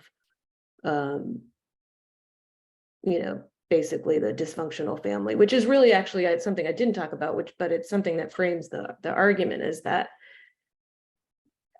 the Gothic reveals the cracks in the system, and that's Anne Williams' words. The system is basically the patriarchal family, the law of the father, and all that sort of stuff, and the Gothic is a means by which that is challenged, so that the family unit is no longer really what it seems to be, the perfect blondes, and mom stays home and dad goes to work and everything's fine. Siouxsie didn't experience that in her own life, and none of the families are not like that. And that's a lot of what she exposes in the content of the work. There's that the psychological part of the Gothic complex is heavy in here. But I do think that probably if I did a deeper dive, that I would find more of the supernatural.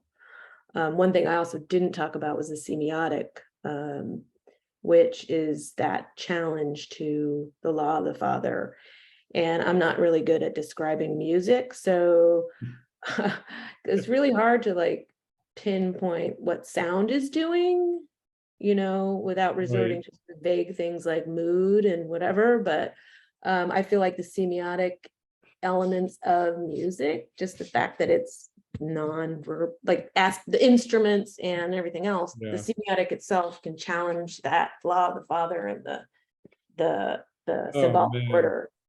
Just the whole title. How can you say this to me 2 years ago when I was writing my thing? Scream, just the scream itself, right? Is the pre-linguistic. Right. Yeah, no, that's great. That's great. Yeah. So anyway, that was a whole nother piece I wanted to go to, but I didn't. So. And I actually have a follow-up question, but I think you semi-answered it, because I think the other thing when I think of Williams' theory of male versus female Gothic, you mentioned in male Gothic, there's the exile, but I think if I'm remembering correctly, she also emphasizes damage. For sure. Yeah. Yeah. And so that, I think that, relates to what you were just saying about the patriarchal family, and that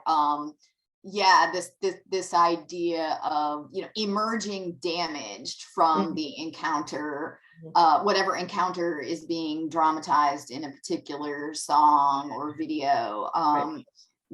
Whereas the female Gothic, like you said, tends to be more the comedic.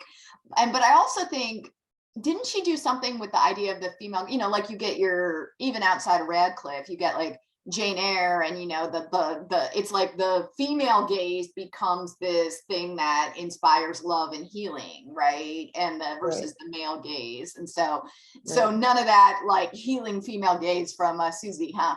No. Yeah. Yeah, from my reading of your chapter, that definitely would be a hard no. Right. So any other questions for Diana about her chapter?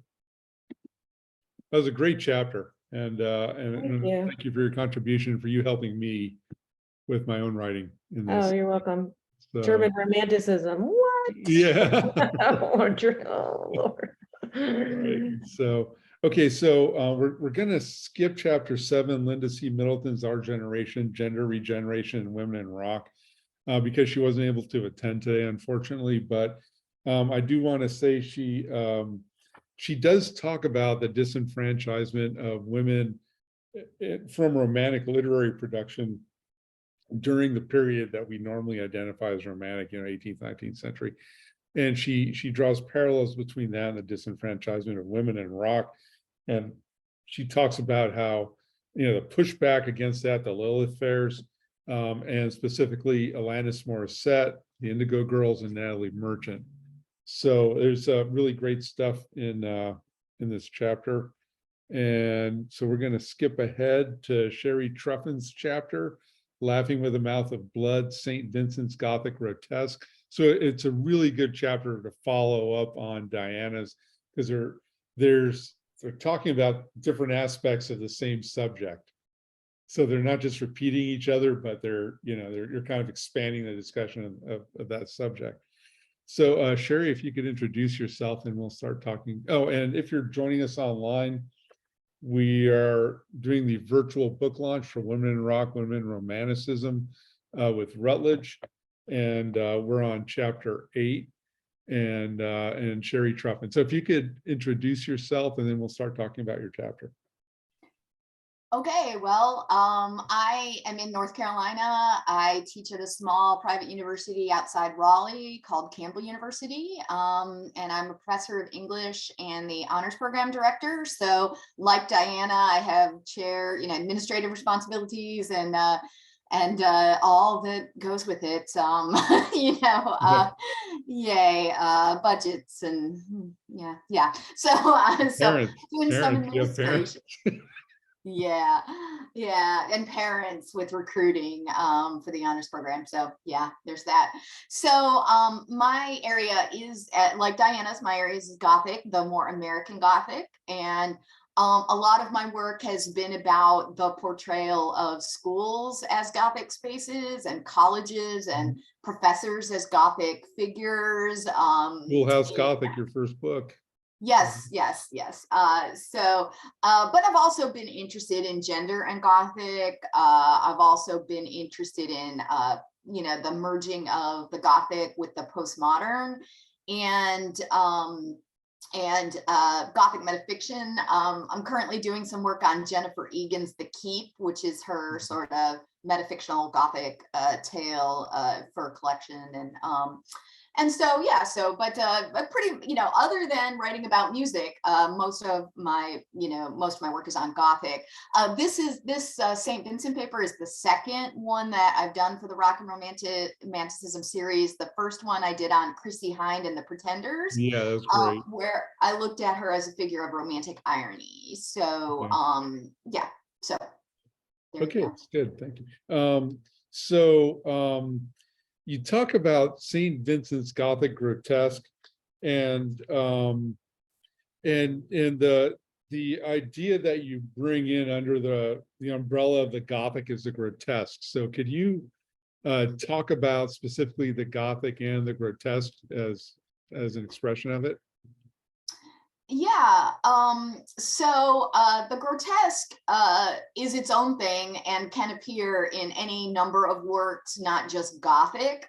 But the grotesque has a long history that it's often put in a binary opposition with the idea of the sublime, which is particularly obviously important in Romanticism.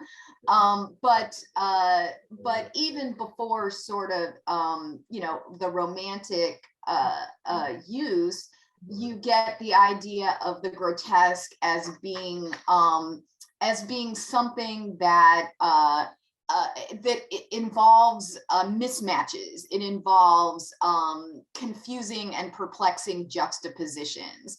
So pairs of images that don't go together are sort of considered grotesque historically. The mechanistic and the natural being put together can be called a grotesque. Right.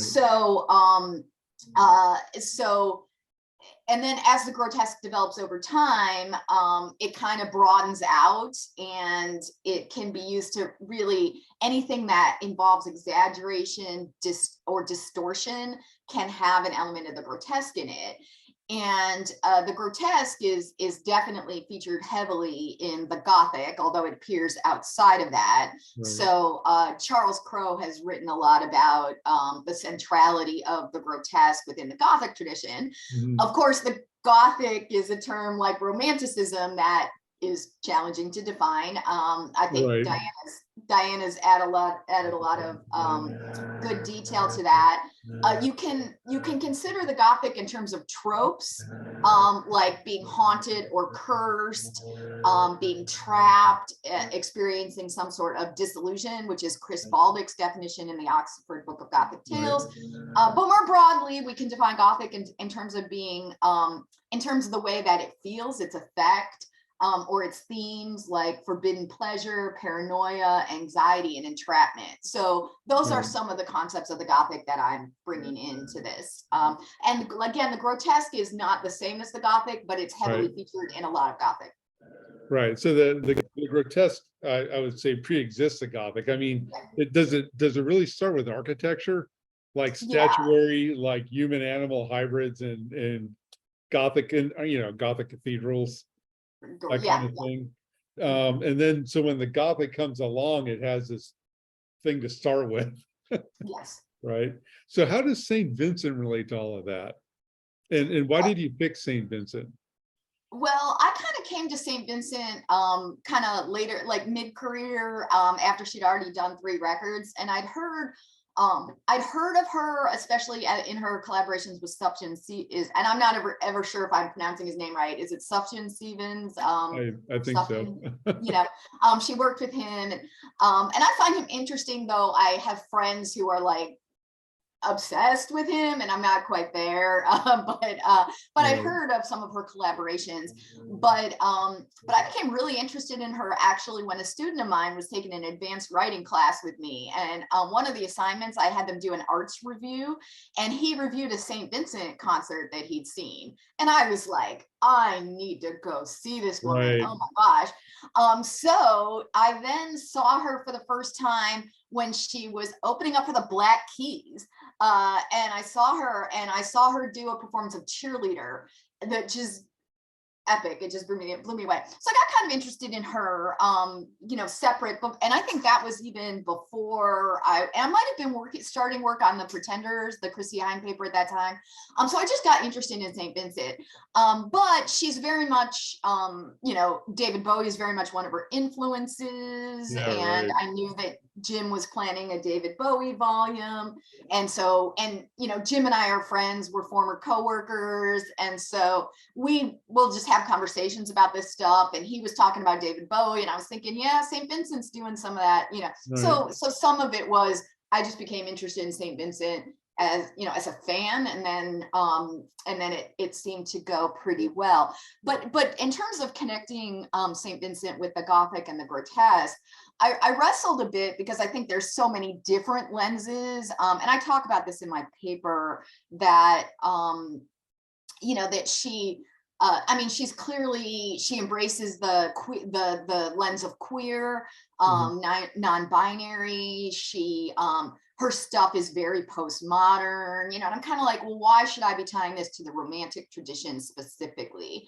But the more I sort of watched her performances and listened carefully to her lyrics, I started to see she loves juxtaposition. She loves unexpected juxtapositions. She loves jarring combinations of images. And then she loves the sort of shape shifting, but often with an emphasis on something, sort of unseemly or exaggerated or distorted. Just as a quick example, and I might have the same problem that Rebecca had, but if I could, I'm going to try to share my You screen. should be able Um, to. And I'm not sure if I'm just gonna, let's see. I'm not sure if it'll let me share my, nope, it's just There you gonna let me go. share. I see the But- midterms. Yeah, you see the NPR, but for some reason it's, let's see if it'll let me show you. Let's see. Maybe this. Do you all see St. Vincent? Yes. So this is a screenshot from her, the video of Cruel, which is basically like a horror story. Right. She's in a, well, in this scene, she's being buried alive, but this is while she's singing her song Cruel.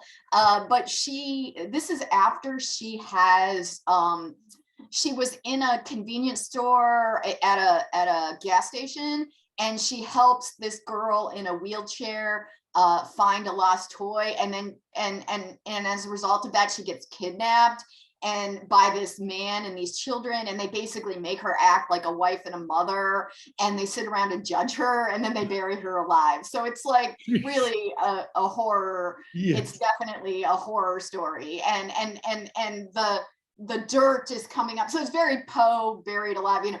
She's the as the video ends, you know, she's more and more dirt is being put on top of her.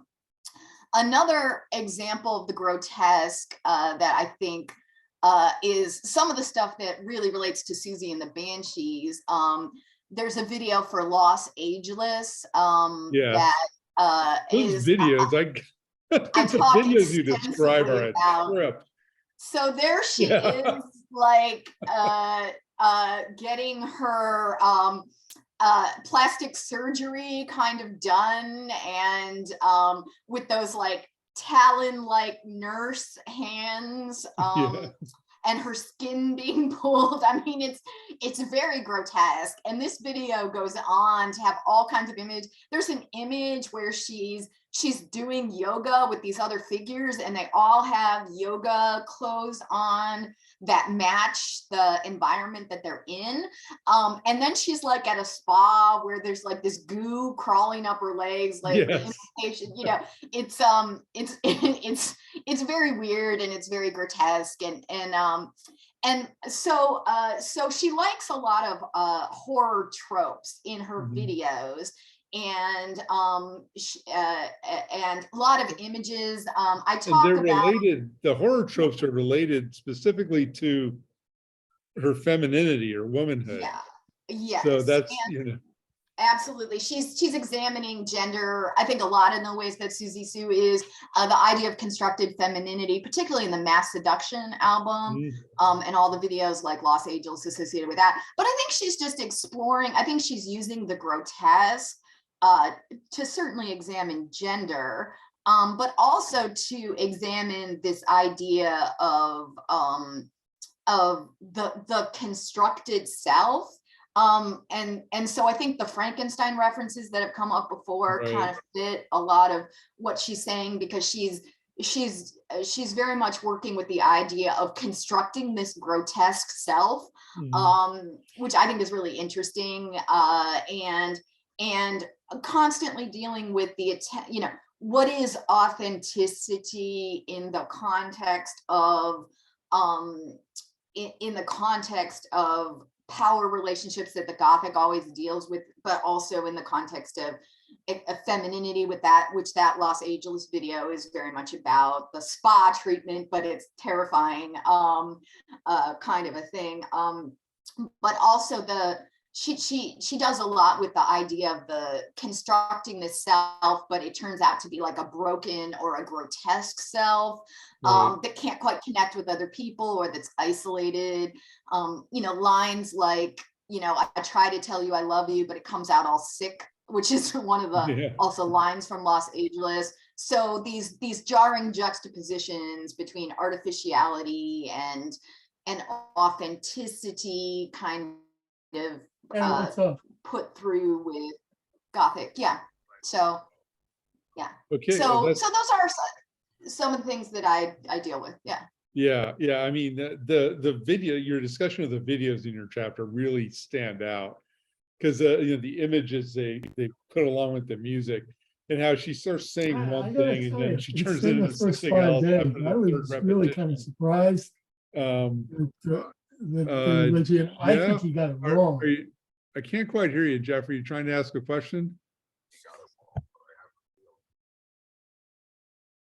So, okay, I'll wait. See if he comes back. So, that's good. So, that's where the connection with the grotesque would come in as well. Then, the weird things that happens to her, and when Diana was talking about the traditional family, I thought about that video you talked about with the husband dies during the daughter's 8th birthday party, and she tries to hide him in a giant panda bear or teddy bear or something. Yeah. So that's not one of her videos. She actually is also a filmmaker, and in fact, she's planning on making. Okay. She's planning on making a version of Oscar Wilde, Dorian Gray. She's making. Yeah. She's going to direct a version of Dorian Gray with a female protagonist. That'll be something, yeah. So, but she has made one other film, which is called The Birthday Party, which was featured in a female-directed horror anthology called XX in like 2017. Mhm. And yeah, so it's this super grotesque. So this woman, this mother, has this, she's planning this big party for her daughter's 8th birthday, but her daughter is very shy and kind of troubled and anxious. But they wake up and the father has apparently died from some overdose of booze and pills, but the woman doesn't want to upset her daughter, so she puts the husband's corpse in this panda costume and just kind of sets him up at the table, and grotesqueness ensues regarding the birthday cake, and this episode, this film was actually kind of semi-based on something kind of terrifying that happened when St. Vincent was a child, like on a birthday, though there wasn't actually a corpse involved in St. Vincent's story, but yeah, this juxtaposition of this birthday party with this, the combination of this corpse in a panda bear costume at a birthday party. Yeah. I like my weekend at Bernie's. So. Yes. Yes. Yeah. So, okay, does anyone have any questions for Sherry? And I want to say Sherry was department chair at my first full-time assistant professor job, and she recommended hiring me. Thank you. Of course. So it was at a very Gothic institution. Yes. Yes. We were all survivors of trauma. Yes. That was quite a place, and I am not a creative writer, but I've got one novel in me, and it's going to be an academic satire, and it's gonna have Gothic elements for sure. Okay, good. Looking forward to it. All right. So any other questions for Sherry? Hey, Sherry. So is the group test then functioning like as a challenge to whatever the gender expressions or other things? Yeah. Good question. I mean, I'm kind of following Alison Milbank. She traces the grotesque and gender together, and she traces the history. And I think it's in the female Gothic anthology that you were referring to earlier. But Milbank does a really good job of historicizing how the sublime and the Gothic go together, but also how female artists, and I'm following her line of reasoning, because she ends up saying that like actually Victor Hugo becomes a really central figure for like Bronte, and that the Gothic and what she argues, and this is a quote, it is the active contradictions of the Gothic mode, of the grotesque mode, sorry, not Gothic, the active contradictions of the grotesque mode, which enable a productive model of female subjectivity and also authorship, but also form a starting point for metaphysical exploration.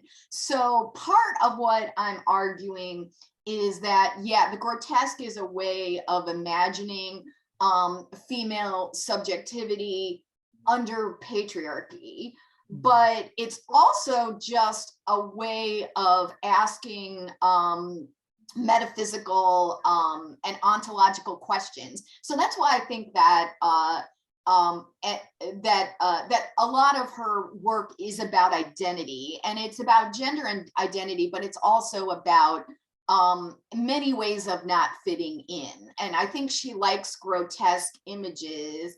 And I haven't even talked about her guitar playing, which is really interesting, which Sasha Siebens, you know, her guitar playing has been described as like the sound of the Loch Ness monster giving birth in a silo. Is, you know, so her guitar playing, I think itself, is also weaving together a bunch of influences. She grew up, her aunt and uncle are jazz musicians, so she has this jazz influence, but she also has this Kraftwerk, electronica, and she's like fusing a lot of different styles. But I also think she's raising like all kinds of sort of questions about identity, about fitting in or not fitting in. Also, her music has been deeply influenced by her father's incarceration. Her father was convicted the writing of her third album, Strange Mercy, is all about discovering that her father was arrested and then convicted of white collar crime. He was involved in a tax fraud scheme and incarcerated for a number of years. So it's not surprising that the Gothic, you know, the images of entrapment and incarceration also kind of prevail. So I think she's doing a lot of things with the grotesque, and gender is a big part of it, because she considers herself non-binary. She was in a very high profile romantic relationship with a very famous model, whose name I cannot pronounce. And so she's looking at gender and power, but she's also looking at a lot of aspects of identity, and how, if you feel like a grotesque yourself, how do you connect with other people who are also grotesque? So she's also, she has a lot of images of like grotesque people trying to connect with each other and it not working very well. So she's doing, I think, a lot of things with it. Cool, thanks. That's good. Any other questions? Any other? And I'm glad you mentioned her guitar playing, because that's one thing I love about St. Vincent. I think her and Jack White are doing the most interesting things with guitar right now. And she also, I also read her talking about, she's complaining about how guitars were designed for men's bodies and not women's. So she's like redesigning the body of the guitar to better fit a woman's body. So so she's an important figure musically as well. I think she's you know, I mean, I just came out with a book about Bowie. It's hard not to think about Bowie, but she's not at all imitating Bowie, but she's doing the same kind of work by creating new sounds and new music in ways a lot of other people are not. So, you know, so she's especially with the guitar, you know, I think her and Jack White are the two most interesting guitarists right now. So would you say that's like grotesque in sound, like the juxtaposition of? It can be, yeah. I mean, because yeah, that's a good way to look at it, because it's melodic and then suddenly it kind of descends into noise, you know, and it's not quite the kind of noise you would expect, you know. So, and then she makes a melody out of the noise, you know.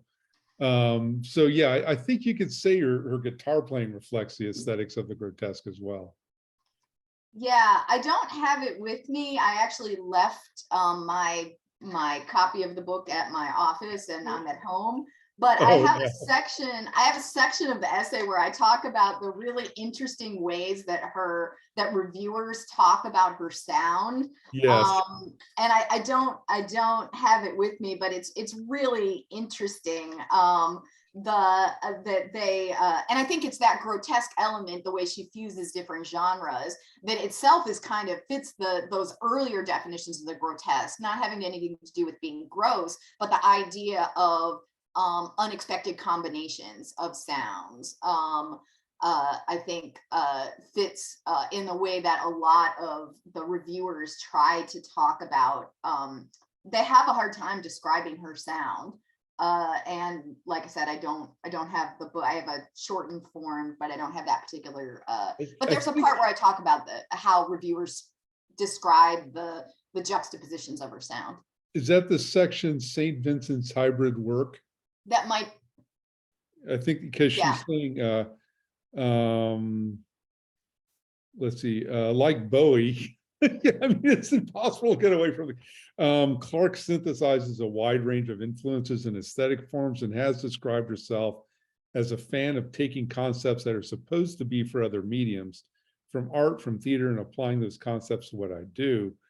Best known as a guitarist, she is actually a multi-instrumentalist whose sound blends different genres and subgenres of jazz, rock, pop, and funk.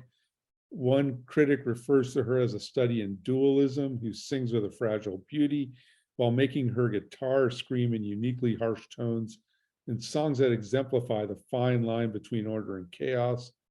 Critics note her penchant for disarming leaps and surprising combinations and juxtapositions, the bohemian and the suburban, transcendence and ordinariness, concealment and disclosure, virtuosity and accessibility, beauty and ugliness, serene calmness and bristling aggression, bright hooks with macabre, eerie and or perverse lyrics, wild desires imprisoned in robotic rhythms.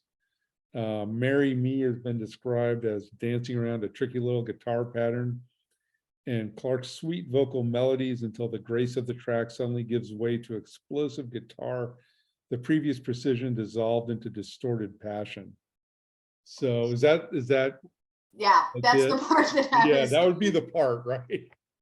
And like Diana, I'm not a musician, so I kind of rely on critics. But what I kept noticing was how they were like always talking about the dualities or the hybridity or the jarring juxtapositions of her sound. Yeah, yeah. So she's consistent with that aesthetic, and it's all the grotesque in a lot of ways. It's the hybridity. So any other questions? Okay. All right. So I'm Jim Rovira. This is a virtual book launch for Women in Rock, Women in Romanticism. We have 2 more chapters to cover. And next up, I'm happy to see that Kirsten Zemke, is that right? Did I get your name right? Yeah. Okay. She's here to talk about her chapter, Romanticism and Afro-Presentism in works of African-American women and hip-hop, women hip-hop and R&B artists. So could you introduce yourself a bit and then we'll start talking about your chapter? Could I share screen? Yeah, you should be able to. Okay. I will. There we go. There we go. Sorry, it's early Sunday morning for me in New Zealand. Oh, wow. I'm in New Zealand. Yeah, what time is it? It's 8 after 8 a.m. Yeah. I'm so sorry. Hey, no, at least it wasn't 3 a.m. So that's good. Thank you very much. Eastern time has been going on here. So, all right. I'll introduce myself. So I'm Kirsten Zemke. I'm at the University of Auckland. I'm in the School of Social Sciences. I'm an ethnomusicologist. I specialize in hip hop and as well as other sorts of gender aspects of music. I have an American accent, but I've lived here in New Zealand since the 1980s. Wow. Lived here as a kid. But because I've done, I guess, accessed around doing New Zealand hip hop, then of course having to understand the whole project American hip hop and New Zealand R&B, so understanding the whole American project of it. So in my chapter, I let me just get my notes quickly. Yeah, your chapter is very much about the visuals as well. Yeah. You talk about the films and the videos. So okay, go on. I'm sorry. I guess I can't show, sorry, if I want to peek at my notes, we can't have full screen. That's no problem. Okay.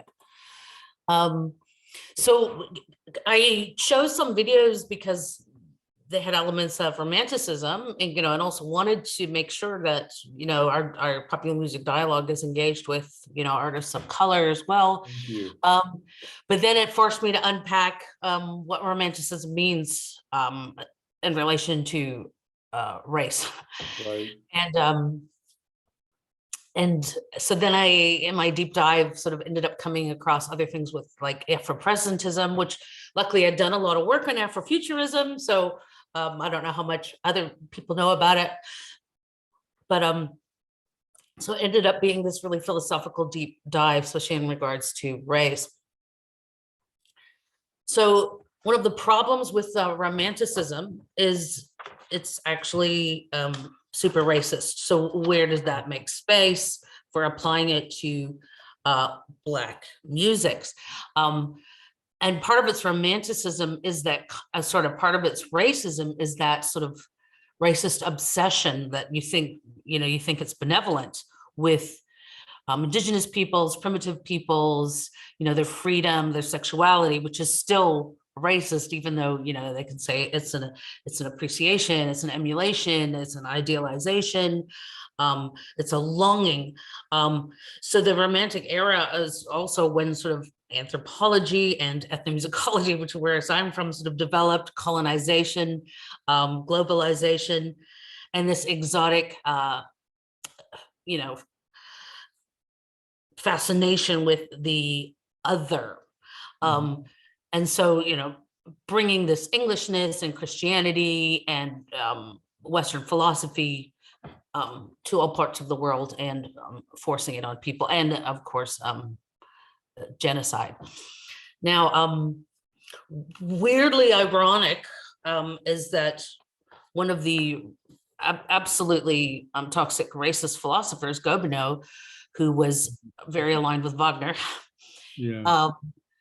he almost prophesied the birth of rock and roll, because he said that the African has the passion and the artistic temperament, but the European, the white, has the sort of creative, artistic, intellectual reflection.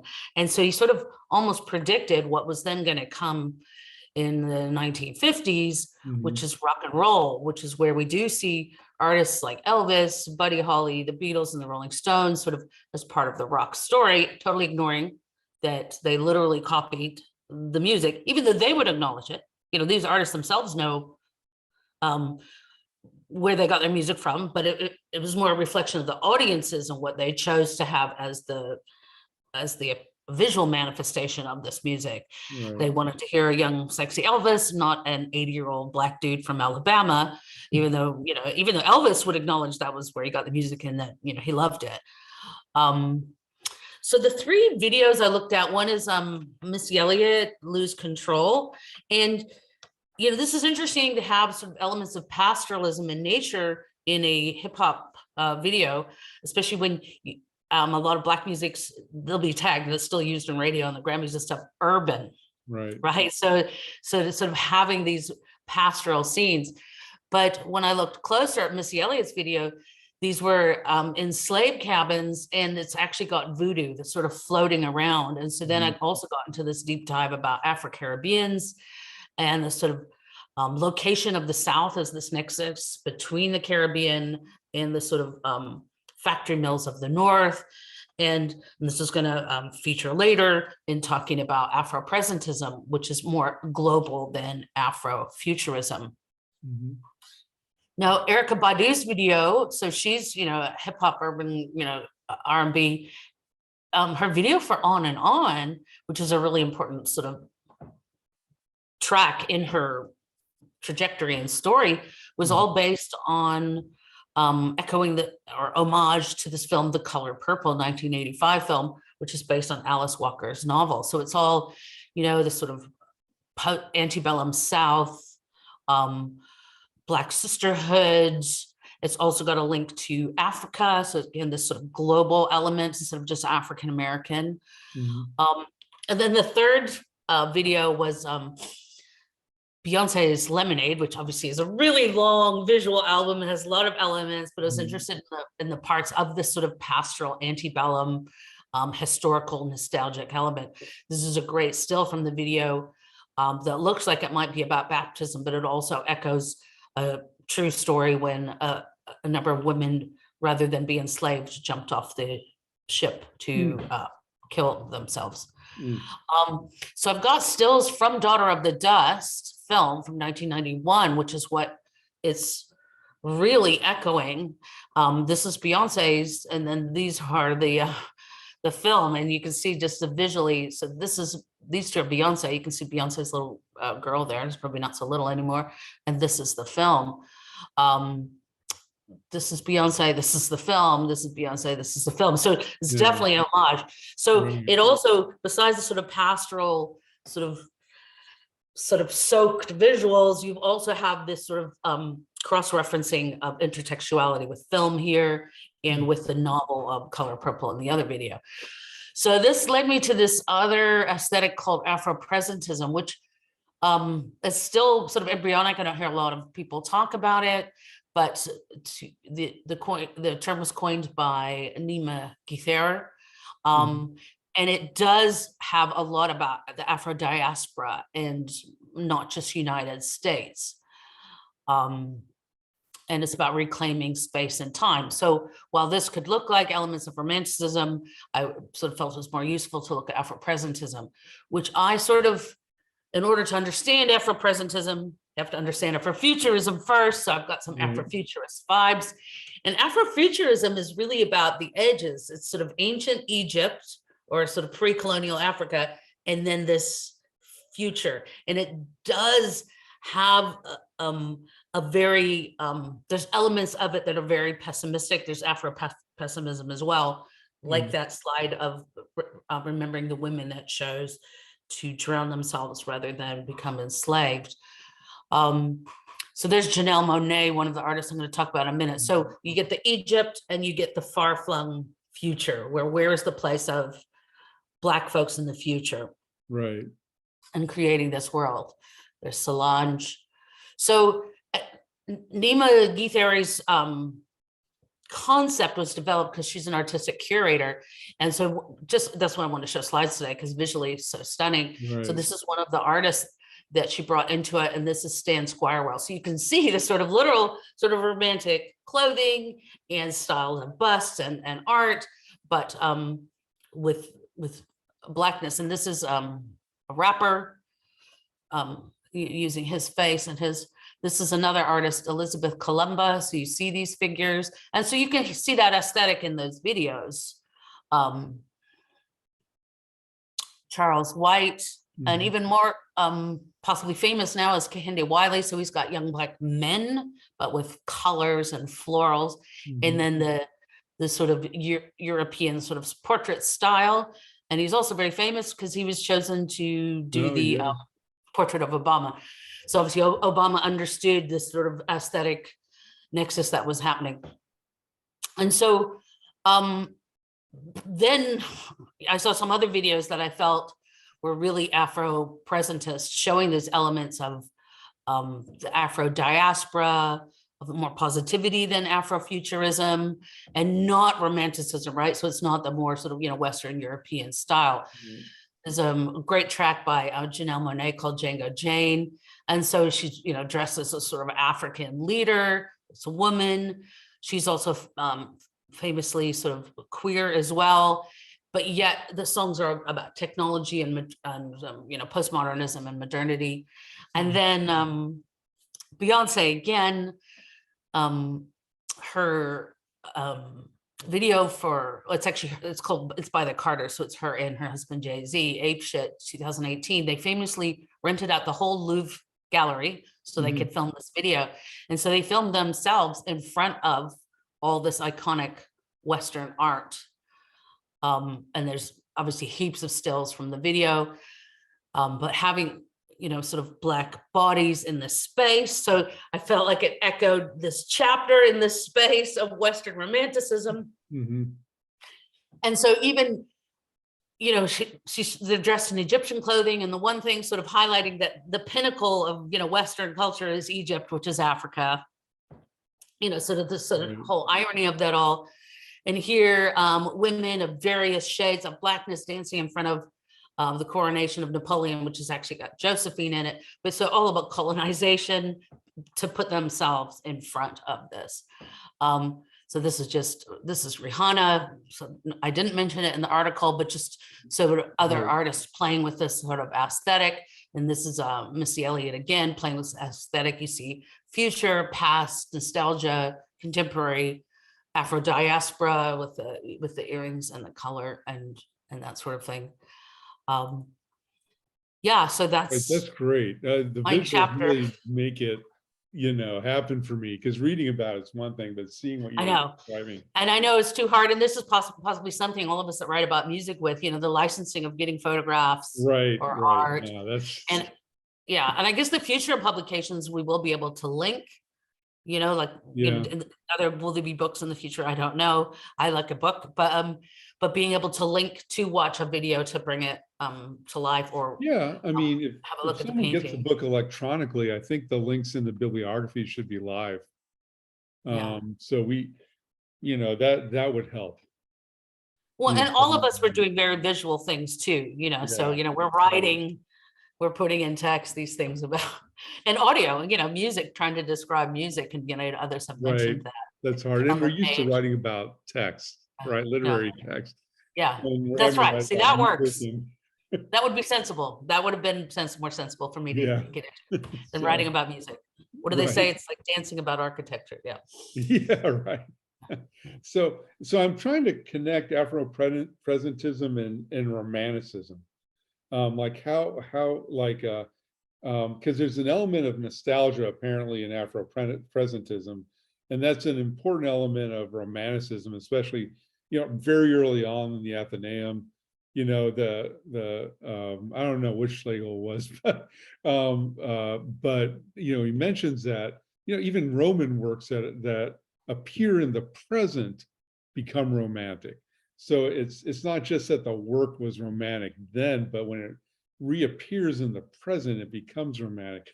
And what I think I see is a reappearance in the present of some older African aesthetics. But also it's not just the repetition either.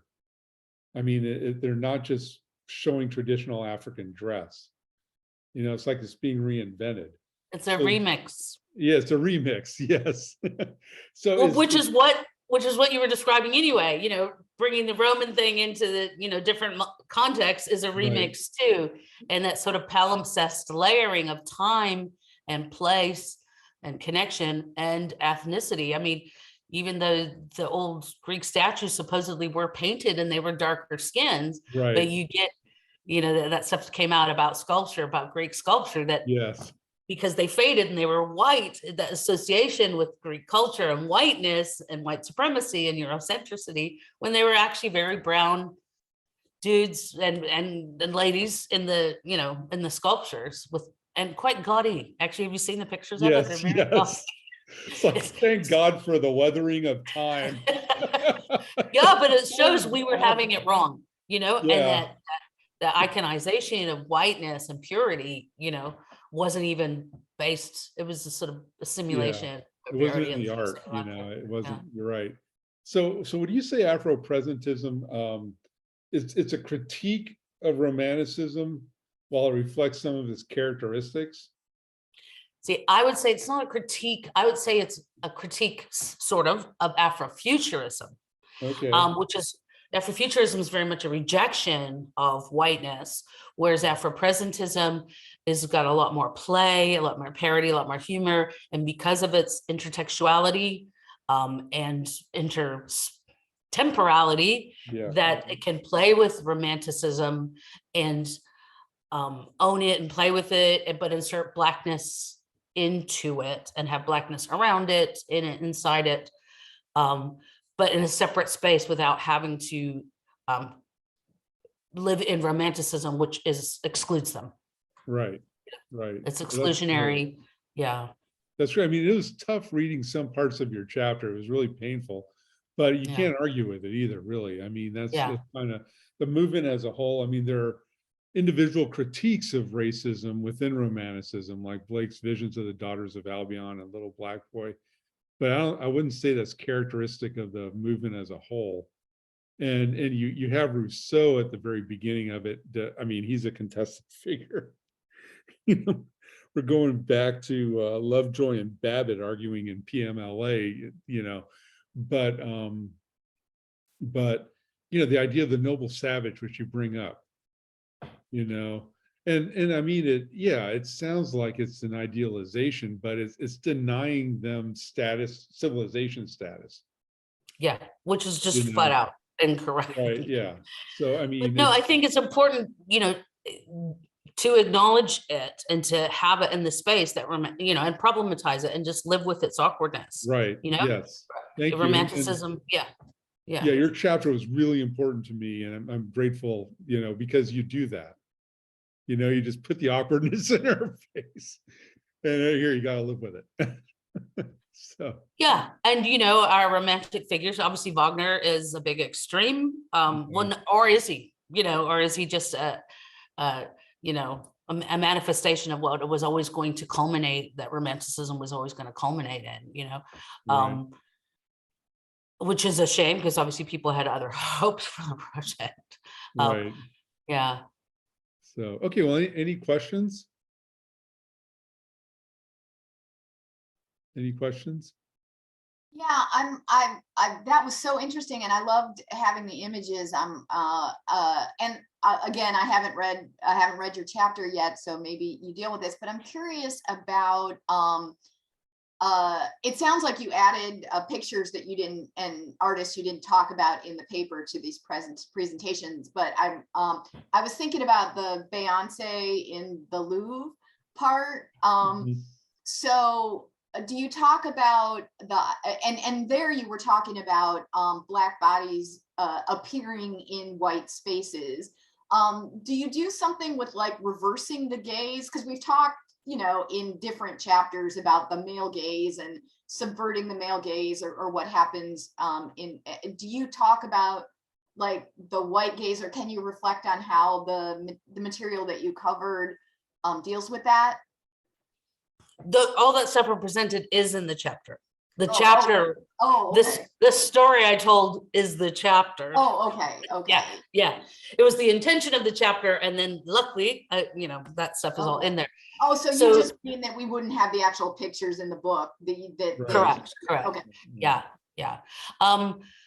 I mean, I guess Beyonce and Jay-Z are presenting themselves a Black gaze, so the gaze is through them.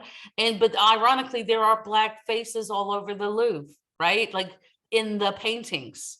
But yet it's still presented as this elitist exclusionary space, not inaccessible as the pinnacle of the West and Western art. But there are Black subjects all throughout. And as we were just talking about, even some of the white statues in there previously had been pretty brown. So that Blackness had been there, you know, again, it's this romantic philosophical little fantasy about Blackness and whiteness, and the being a dichotomy, when all along Blackness was there in that space. And I feel like Beyonce and Jay-Z highlight that with Egypt and with some of the painting subjects that have Black folks in them. Yeah. And I noticed you gasped at the Obama portrait, so you knew that. So yeah, I mean, when they chose him, I was like, oh my God, obviously the Obamas did their research and recognized, you know, that this space of, because it was such an unusual presidential portrait with that foliage.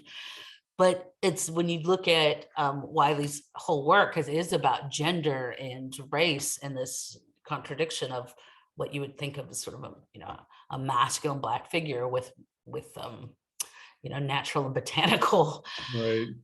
color and elements, which is also very African and that multicolored, as we saw in some of the videos. But yeah, the romantic videos I had were very white. I mean, the white billowy and the white cloth and stuff like that, as opposed to the Afro-presentist ones, which were multicolored. Right. And, you know, and I mean, Manu Chander's Brown Romanticism probably deserves some mention here. Like, I feel like it could be brought in, and then there's, and this, it's not specifically African, but there's Romantic Orientalism. You know, Absolutely. Byron in those robes with the turban, you know.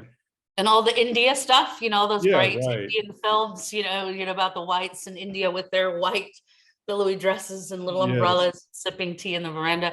And I mean, you know, I'm located in the Pacific. Robert Louis Stevenson lived in Samoa and died there.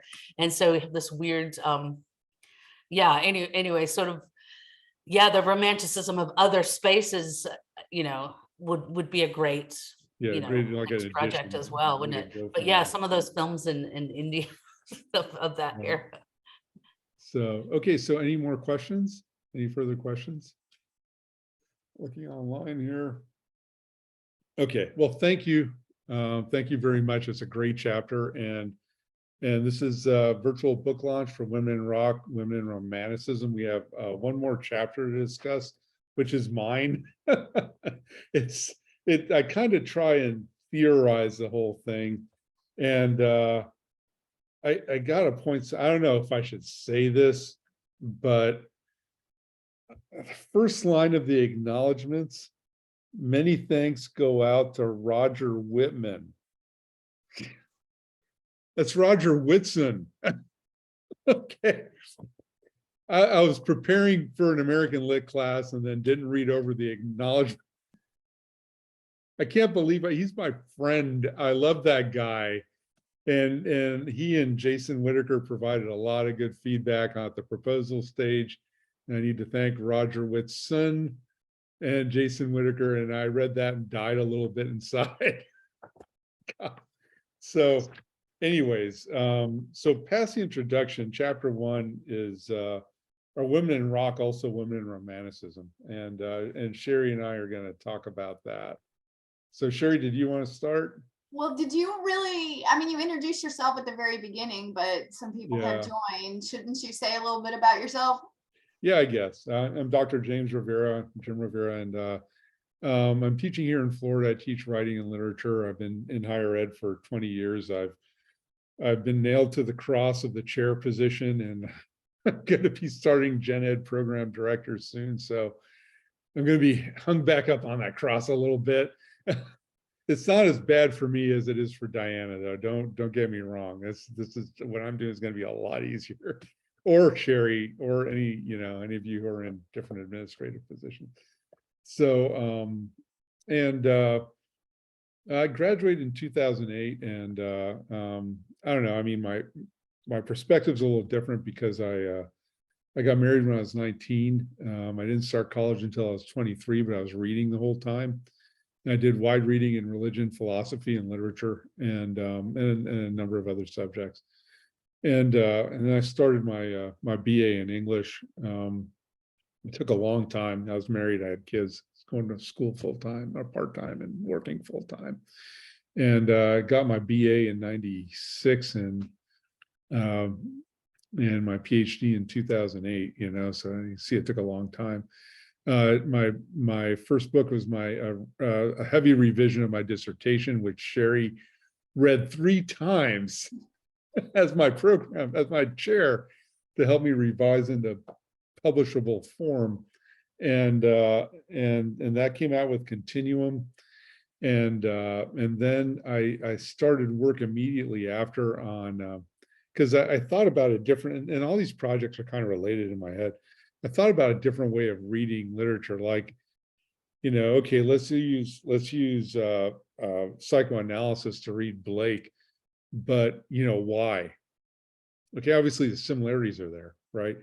But I wanted to historicize the theoretical approach to literature.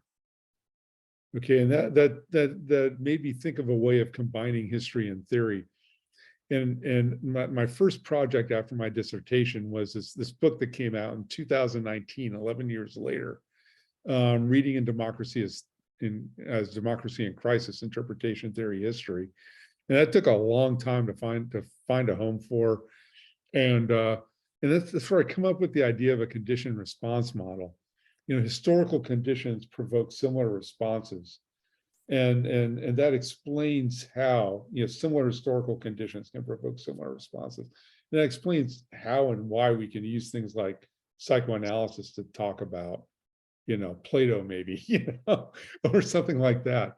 And then I started applying this idea to these rock and romanticism books that actually come out before the theory book, even though I was working on the theory book from 2010 or so.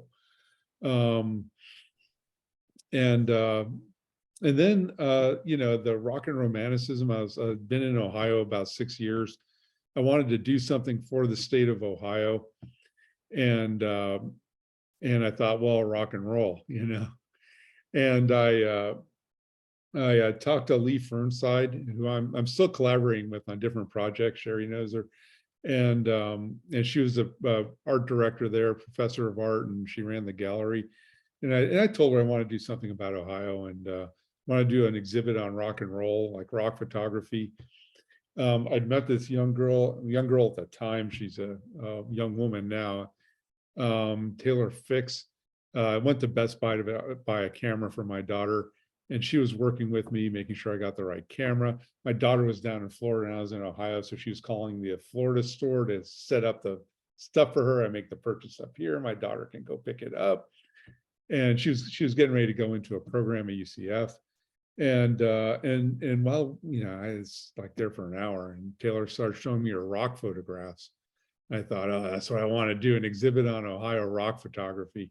So that's when I talked to Lee. And then I emailed the Nasser listserv about connections between rock and romanticism. And I got all these responses because there's so many, right? I mean, come on. And I put out a call for papers, and I got 50 chapter proposals. And I got, in the end, 25 completed chapters. And that's why 2 collections came out at about the same time. And since then, I've been saying, okay, let's look at this, rock and romanticism, Blake Wordsworth and rock from Dylan to U2, tends to emphasize more of the pastoral and the Georgic, and it's focused on Blake and Wordsworth. And then rock and romanticism, post-punk, goth, and metal is dark romanticisms. The Dylan to U2 thing goes from like the 60s to the 80s. And that one goes from like the late 70s to the 2000s, the goth one. And the chapters submissions I got kind of separated themselves into those 2 little pools, the pastoral and the gothic and the division like around the 70s, before the 80s and after the 80s, So they talk about different areas, spheres of romanticism. Then I wanted to take that idea and look at other spheres of romanticism, like David Bowie, the chameleon poet, and the gender bending and romantic androgyny and things like that, and the space alien stuff. And that lends to discussion of apocalyptic romanticism. And then in that very first book, the series editor for a Continuum, then it was Continuum, 33rd and third album series books. Each little book is dedicated to a single album. A female editor took over, and she was complaining about how few women are represented in the series. It was like 18%, and the number of female contributors was somewhat higher, but often they were writing about male artists. So she wanted to aggressively recruit more books about female artists. And I was looking at that first rock and romanticism book, and I thought, at the time I wanted it to be about 50-50 men and women, but it was more like 25%. So I thought we need to have a separate collection just for female artists. And that's kind of where this started, you know, even at the very beginning in 2000. And I think that the second book only had two. I mean, there was it PJ Harvey and then Chrissy Hind? Yeah, but women artists and romantic figures come up in other chapters too. That's right. You know, so when I look at page count and the first book, when I looked at the page count, it was about 25%. Yeah, the second book I think is probably less than that. But discussion of different female figures comes up, and Frankenstein, it's everywhere. I think that's probably the only romantic text that's in all four of these books. You know, we can't get away from Frankenstein, you know, so that's why I did this, you know, because women romantics and women rock figures were underrepresented in some of the previous collections. So that you was, might also want to give a plug for your heavy metal volume coming oh yeah, up. it's a good idea. Yeah. The next one will be Romanticism and Heavy Metal, which will allow us to talk about like romantic Satanism and heavy metal. Obviously, I might do a monograph on that still. And it'll allow us to, and green romanticism overlaps with heavy metal world romanticisms. I'm really hoping we can get more brown romanticism, so to speak, in the heavy metal, because there's such a thing as folk metal out there, world music blended with heavy metal, and it's freaking great. I mean, musically, it's complex and interesting, and they use the traditional instruments with heavy metal. So I'm hoping some of the more race-related and ethnicity-related stuff that we see in romanticism can come into the heavy metal volume more, because that's another gap. And I'm co-editing the Romanticism and Heavy Metal with Julian Knox. We're collecting chapters, so anyone you can hear my voice right now is welcome to submit a chapter. We don't need any more chapters about Black Sabbath. We have enough. You know, we could make it, but you know, we're in danger of making it Black Sabbath and heavy metal. But it's not quite that. We're not quite there yet. But and I'm probably going to write a monograph on romantic Satanism and heavy metal, but we'll see. And that might be another 2 books that come out at the same time. But my own chapter 1, I'm reading it again. I feel like I'm not done with it. I'm still trying to wrestle the thing down to the ground, and because it's got a lot of moving parts. What I'm trying to connect is music, romanticism, and women in romanticism, and I'm trying to explore how these 3 things connect. So I'm trying to provide a theoretical basis for this collection. And what happens in the early 19th century with Schopenhauer is that Schopenhauer makes these amazing claims in the world as well in representation. Instead of saying that reason is what we have in common with the gods, as say like Plato did, that reason is outside of nature and is a basis and produces the ideal forms.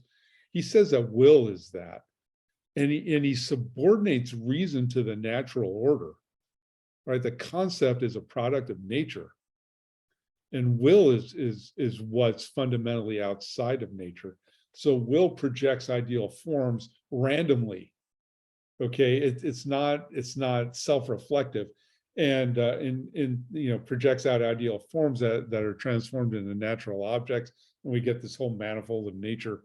And what he says about music is remarkable, and it's that music is a direct expression of will. Okay, it's unmediated will, unlike everything else in existence. Okay, so music is connected to will here.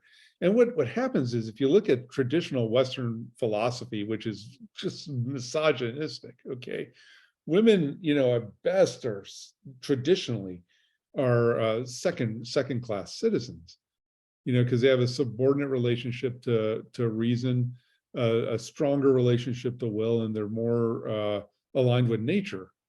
Okay, but Schopenhauer overturns all of that. Don't get me wrong, Schopenhauer was a freaking flaming misogynist, okay?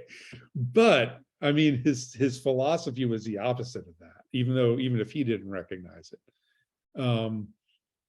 And I think, that theorization of music can really turn this misogynist tradition in Western philosophy up on its head. So, and I go into detail about how Schopenhauer drew from E.T.A. Hoffmann's review of Beethoven, the Chrysleriana. I want to spend a lot more time with the Chrysleriana because what happens is Hoffmann writes a straight up review of Beethoven's Fifth, where Beethoven's Fifth is a mind-blowing experience for him. And he makes a lot of comments about music, especially instrumental music, okay, non-conceptual, all right, that I see Schopenhauer translate into formal philosophy. And then Hoffmann translates that into a fictional character, Chrysler, K-R-E-I-S-L-E-R, okay, not C-R-Y-C-H-R. Yeah, so and this character seems to me, I need to read more of it, all right, but to undergo a transformation himself after reading Beethoven's Fifth, he's kind of in the essay before that review of Beethoven's Fifth, he's kind of being a tool. He's saying music's good for the masses. It gives them an outlet. It makes them better workers.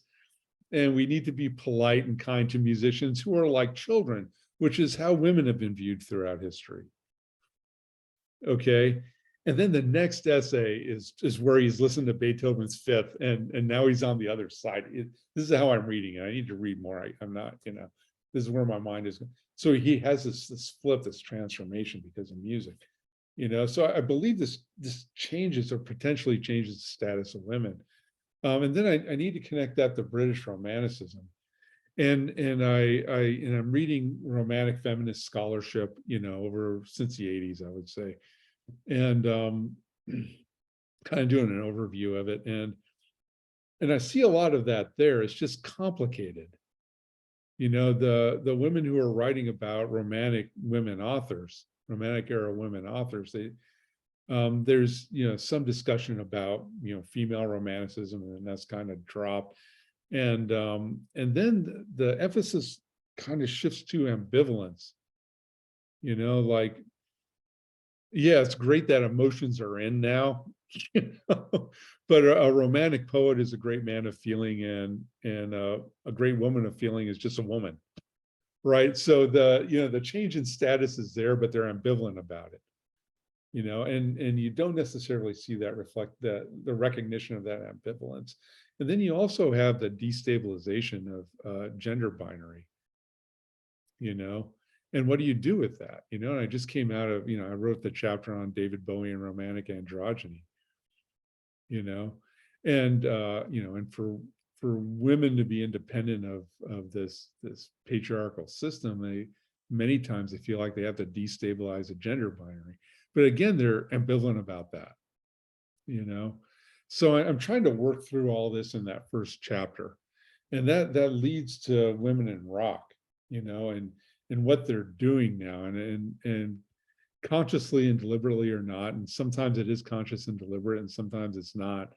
I think they're giving expression to that will, in their own ways and through their music, whatever it is. So that's what I'm doing and trying to do in chapter 1. I feel like I'm not done with it. So I have a couple questions. I was thinking about, because I was working with romantic androgyny in terms of Chrissy Hine for my previous piece. And one of the things that I thought was really helpful, you keep mentioning this ambivalence about the gender binary, and I think by extension ambivalence about androgyny. But one of the things that sort of came up in a lot of my research on this was that some of that ambivalence is that it's always lopsided, right? That that we can't, the male still gets privileged, and maybe some of that was embedded in what you were saying about like a man of feeling, is a great figure, it's a great figure, but a woman of feeling is just a woman, right? But this idea that there's always still a privileging with it, even when there's a playing with androgyny, that it's still asymmetrical. Is that part of what? you think that- I mentioned it, like, and that one thing about the romantic poet being a man of feeling. I mean, that's where I mention it. When I talk about androgyny and Bowie, that's the thing. A male's approach to androgyny is going to be different from a woman's approach to androgyny, I think, depending on the man and the woman. So with Bowie's androgyny, what I really focus on, interestingly, is his Saturday Night Live performances in 1979. And he has 3 songs. And in the first song, he appears as a male in this tuxedo doll costume. I mean, the costume is so stiff. He looks like a doll, okay, a male doll. And his 2 backup singers, Klaus Nomi and Joey Arias, who are men dressed as women, okay, they lift him up by the hands. His hands are like down like this, and they lift him up by the hands and set him in front of the mic. And Bowie's perfectly still singing. And then the second song, Bowie is dressed like a woman, but he has his natural body. Okay. And so he looks the most fluid and natural during that song, but he's dressed like a woman. He's wearing a skirt and a woman's, coat and pumps. He's got pumps on. And then the third song, he has a male body again, but he's wearing a green screen and projected. He's got his arms out like this, and projected over it is like a male puppet body. Okay, so his masculinity is artificial and controlled and manipulated. But when he's dressed as a woman, he's natural. He has his organic body. And the thing about the thing about androgyny, romantic androgyny, which I believe is derived from the Angels and Milton's Paradise Lost, is that Bowie's head is the same in all 3 videos. Okay. So the dream here is that just as Milton's angels could change physical form and have sex in all these different physical forms, they could have sex as completely incorporeal beings that completely intermingled, or as men, or physical men, or as women, or as both at once. I think that was actually an option. The body rotates under the head. Okay. And for Bowie, I think his masculinity was more constraining than dressing as a woman, which was more natural to him at that time, But with women, it's like, yeah, this, and I don't know. I don't know about this whole thing, So yeah, I don't think it ever stops being lopsided, but I think the whole women in rock thing, the chapter about the Lilith Fair, Linda Middleton's, it's empowering, And what I think it does is allow women to comment on the construction of female subjectivity in mass media and contribute to it instead of just receive it. That's where I see it going. But I mean, now, we're not there. So. It seems to me, having read all your introductions to all your books, because we read each other's stuff. So I've seen them in draft form. I've seen them, this introduction to this volume seems to me the most ambitious of all of them. And maybe that's my take, but would you agree with, I mean, obviously there's a certain kind of ambition. I mean, in arguing for your condition response model, and that's its own kind of project that has been behind all the volumes, but I don't know, maybe, do you perceive it that way? Well, I would say definitely the version of the introduction you read was, but then I took about 30 pages out of it and made it a separate chapter. So the introduction is now more of an introduction. But you're right. What is happening though, and you're right, the introductions changed. Like the first 2 introductions, the 2 books were coming out at almost the same time. I don't know which one would be first. So it's hard for me to say, okay, this is first and this is second. So they're very similar, but I'm glad it came out the way it did, because in the very first book, the Lexington book, I talk about the condition response model. I don't go into a lot of detail about it. And I talk about repetition, in an idea in Kierkegaard, but that repetition doesn't work with aesthetics. And that's part of Kierkegaard's point. You can't see the same rock show or hear the same song for the first time twice. Okay. So the only thing in the book Repetition, when it comes to trying to repeat an aesthetic experience, the only consistent result he had was that it was unrepeatable. Okay, but I'm using the condition response model to make some kind of a repetition with historical difference possible. Okay, and then in the second one, I have to, because of the topic, I have to go into Gothic and the introduction in male and female Gothic. And then I come on this idea, and I need to write about this at length, take it seriously enough to write a chapter on it, which I hope to do with the next book or so, that English Romanticism, I think, really starts with Milton. And the relationship between the Gothic and the Romantic is always kind of, contentious, like, so some people will say, no, the Gothic is totally its own thing and Romanticism is part of it. And there's Romantics who say the Gothic is like a subsection of Romanticism. So it's like the Gothics and the Romantics are like in West Side Story, they're going to meet in the alley. But what I see is, in Milton's Paradise Lost, what you really have is a pastoral and the Gothic side by side. And the dialectic between those two gives birth to Romanticism. Okay, so I am kind of subordinating the Gothic to the Romantic. But in the key passage here for me is Satan going to tempt Eve in the form of a snake. And he's sitting there watching her, and she's like perfect and innocent and beautiful. And Milton has to tell us over and over again, she's totally naked. Okay, Milton says that. Like, we get it the first time, right? We've read Genesis, but he has to remind us of that over and over again. But Satan's sitting there watching her tend to the bushes, and she actually gets into, and before the fall, she gets into an argument with Adam, like, come on, don't you trust me? Let me work by myself. Just give me a break. Okay, they have this kind of like married couple argument before the fall, and Adam says, sure. Okay, and that gives Satan an in to talk to her privately.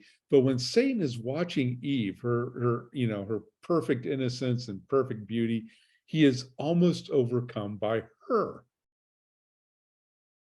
He almost repents right there, just looking at Eve. Okay, and I mean, Milton is generally seen as somewhat misogynist, and not just by Mary Wollstonecraft. I mean, we're talking early 1700s, some male authors saying, wow, Milton really had a problem with women. So, but that's still a remarkable scene where Satan is almost overcome by Eve, almost. All right. And I think that's what you have, is that juxtaposition of the pastoral and the Gothic that creates Romanticism. So in English Romanticism, I believe it begins with Milton's Paradise Lost. And I come up with that idea in the second collection, the Post-Punk Goth and Metal collection. And I think what I'm doing in the introduction here is just reflecting on and extending what I've talked about in previous collections to explain how this one adds to the discussion. So I'm doing it. I would say the difference to me is in the introduction to Women in Rock is I'm more self-conscious about what I've said before, and I'm being reflective on it. So, and yeah, I mean, chapter 1 used to be part of the introduction, and then everyone who read it was like, the hell is this? And then it became chapter 1. Okay.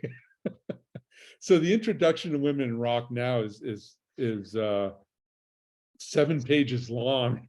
But chapter 1, it is the work I was doing in the introduction too, trying to reflect on, what the study of women in rock tells us about Romanticism. And Peter Otto has published a great review of one or both of those first 2 books. And Rebecca reminded me of it. She's like, you got to write about his review. And she wrote a review too. She wrote a great review, and a number of people did, and I'm grateful to all of them. But he really asked some pressing questions, and I was thinking, yeah, I got to respond to that, and I haven't yet, so I'm going to do that next.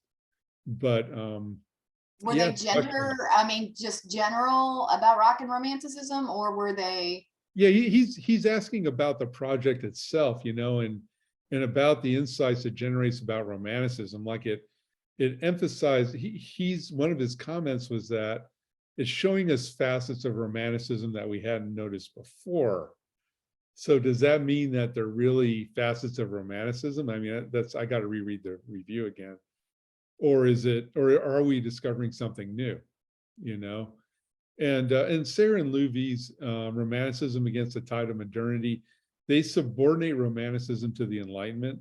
They say that Romanticism is a response to a modernity, which is Enlightenment plus capitalism. But it's modernity's response to modernity. All right, so Romanticism is modernity's self-critique, you know, and it brings in nostalgia and a sense of loss.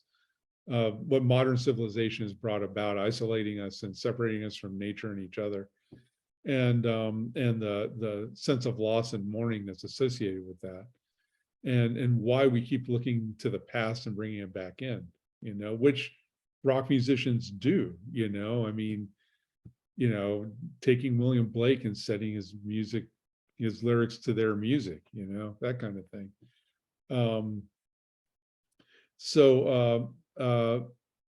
You know, I want to respond to that, but I think part of my response would be that because modernity is continually transforming, if Romanticism is modernity's self-critique, that self-critique will transform as well. So Romanticism will have some things in common going forward, all forms are, but it will also transform as modernity transforms. So, and you know, I'm trying to work that out still. Okay. And I apologize for forgetting which ended up in which place. And sometimes I can't remember No, which was which I don't one, remember. because I was like, what happened? Wasn't that in? Yeah. Yeah, right. So yeah, but I'm also curious about the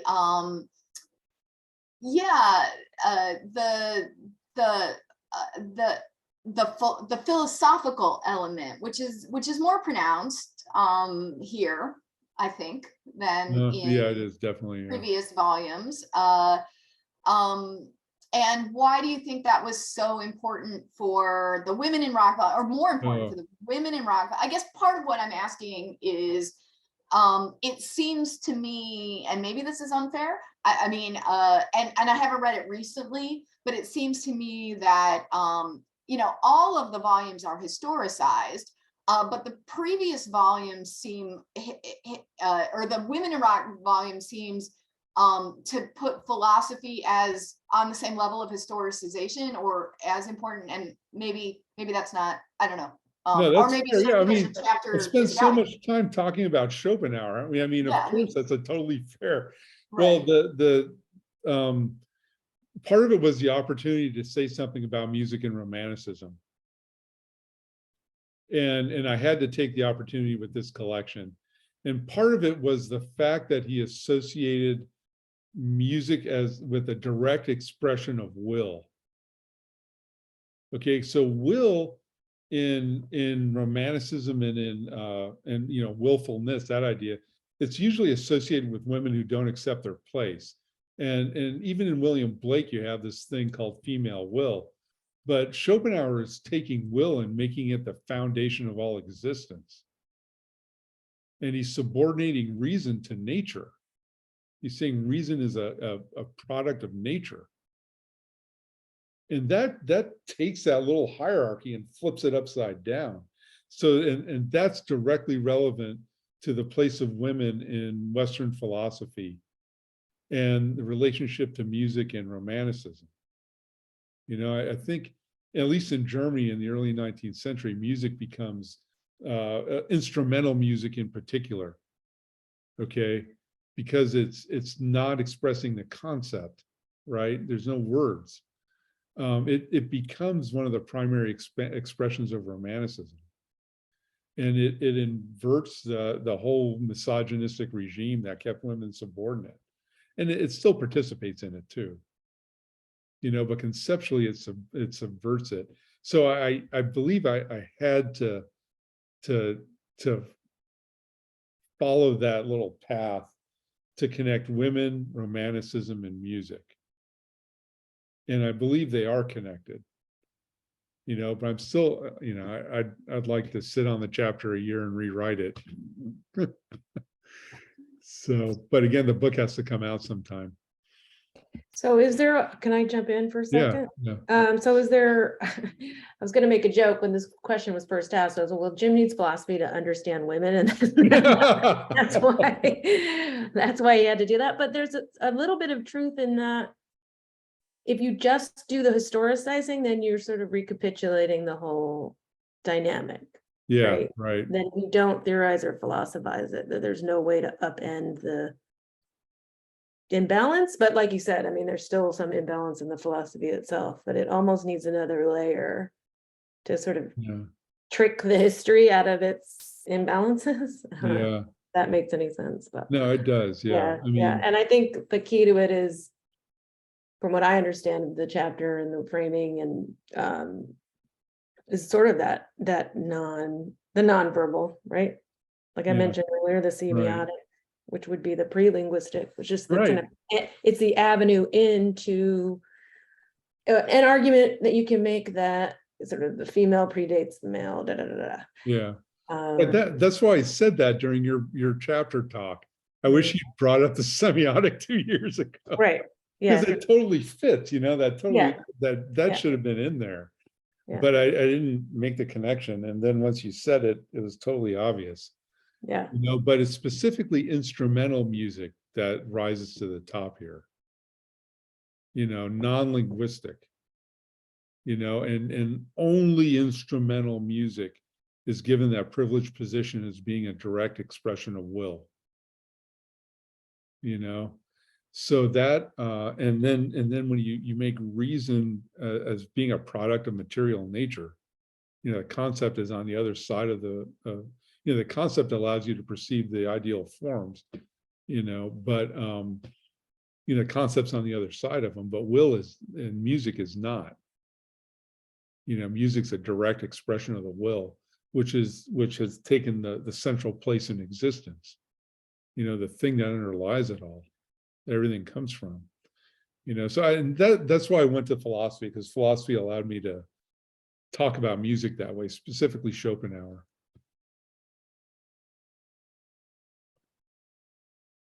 You know, Jim, if I your might. question. Oh yeah, Chris. Now this is No, I just wanted to jump in. I just I thought one of the things that you might do, and I just a suggestion. I think dealing with the Kreisleriana, not the Dodge Dartiana, but the Kreisleriana. I think one of the things to be dealing with maybe beforehand would be the idea that originally it was painting that was the romantic art. It was the absolute sublime summary of all of that was romantic.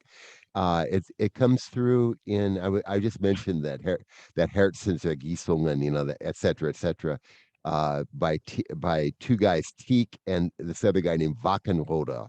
Yeah. You just have to get past it. You have, you know, it's sort of like, I guess it's the Smothers Brothers of Romanticism for Germans. Anyhow, so, but you know, once you can kind of appreciate their perspective, you see that it's this ecstasy that painting produces in that romantic sensibility. And that's why, I mean, I think that the you know, Schopenhauer's Wille comes through somehow in their work, and then of course it's later that Schopenhauer, you know, deals with this. This is again 1797. But when Hoffman picks it up, he is like the first that writes criticism of music that way, the way that he does, and uses a character in one of his. Number one, it was this series of essays he puts at the beginning of the fantasy pieces. The fantasy pieces, by the way, then get picked up later by Schumann, and he makes them into beautiful music, right? Which is really great. But it was direct like relationship to that. He was writing, because he also wrote night pieces, and Hoffman wrote Nachstücke and et cetera, et cetera. But anyhow, so Vacador and Tieck made painting what it was. And then after that was Tieck himself. He wrote a novel called Franz Sternbau's Wanderungen, and in that it's about painting and the life of a painter, and like going on travels, and so doing all these really romantic activities. And again, it's painting that is the sublime art. And even Hoffman's got a few stories about like the Jesuit church in G, um, one of the cities that is identified by a single initial. Anyhow, he talks about that and about painting as being the sublime art. But then he's also got this Chrysler stuff, and in Chrysler, and later on in its novel, The Life and Opinions of the Tomcat Moor, the biography of a tomcat, amazing, Right. beautiful thing, and it talks about it there too, that it is the sublimity of music that he's trying to get to. All this stuff is happening right around 1820. Right. 1820 is this time when and it's like one of those revelations of art. You guys probably, so 1200 was one of these other things where all this art is produced in a totally new and a classical way across the board. You got the Arthurian romance is coming up in France, you got the the Celtic stuff being taken up and stuff, and Chrétien de Troyes, the French medieval the poetic genius who did all those stories and stuff like that. It all happened at the same time. Well, it's really kind of the same thing in 1820, where like in this one very short period of time, and frankly, Jim, it's like the 1960s, for music, 1960s and early 70s, where all this stuff happens that is like amazing. The only people that I think that continued this on, you talk about, the Backstreet Boys, and I don't know, a lot of other groups and stuff, but Right. the people that carry this on are the women of rock. I Yeah. mean, it's the women of rock that really have that that nailed down. Anyhow, okay, so what my point was about the other things. So one of the points I was trying to make before was that the music was grew out of that tradition, and it was philosophically supported, of course, by Schopenhauer, but Hoffman's the key figure in the whole thing. So you've chosen the correct one. If you want me to read the chapter, I'd be glad to Oh, give you yeah. my help with it, Thank you. whatever I I can. appreciate your Yeah. feedback. Yeah. Well, And your mention of anytime. ecstasy too. I mean, one of the things that comes up in Hoffman and in Schopenhauer is this idea that they're trying to talk about the effects of this instrumental music, and they keep using the word infinite, and the purple shimmer, and we had a discussion of that on Nasser List, and it shows up in the book, and they don't have the language to really talk about this experience of music, and what I believe is happening is you have this emotional reaction without a concrete object to fix it to, Right. and Yeah. and it feels like your emotions are just overwhelming the structure of your consciousness. And one thing I say in chapter 1 is I believe that's the phenomenology of ecstasy. So if that Right. begins with painting, I think that's definitely somewhere I should start. Right. So in the representation of the sublime in painting. Pretty good. So, Yeah. Yeah. I think that's a wonderful place to start, and talk about that, because it really is. I mean, these folks, these romantics, they're looking for uh the blue flower, right? Whatever it yeah, is, it's the ultimate, the longing toward that which cannot be achieved. Ecstasy, well, by its very nature, you can't get there. You can get close to a notion of it, but you can't get to it, because as like the Buddhists say, the world is all suffering. God bless Right. the world, you know. You can't get to the ecstatic, and it's also you in a sense. Well, the only thing you can do is have music, because you, like you were saying, Jim. I mean, it's music is the ultimate, real, genuine experience. Yeah. Well, thank you. Directly. I appreciate Yeah, that. sure. So, all right, does anyone have any other questions, or and if you send me direct messages, I appreciate them. Nancy Nesvet, and I'm seeing this emphasis on transformation and grotesque and gender crossing in all talks, emphasized by your mention of non-linguistic instrumental music, which cannot be gendered because it has no voice. I'm fascinated. Thank you, Nancy. And I'm sorry I haven't been responding to, no one's really saying anything on Instagram. I don't think so. It's good. But, you know, I haven't responded more to the chat. But does anyone have any other comments about anything or questions for anyone?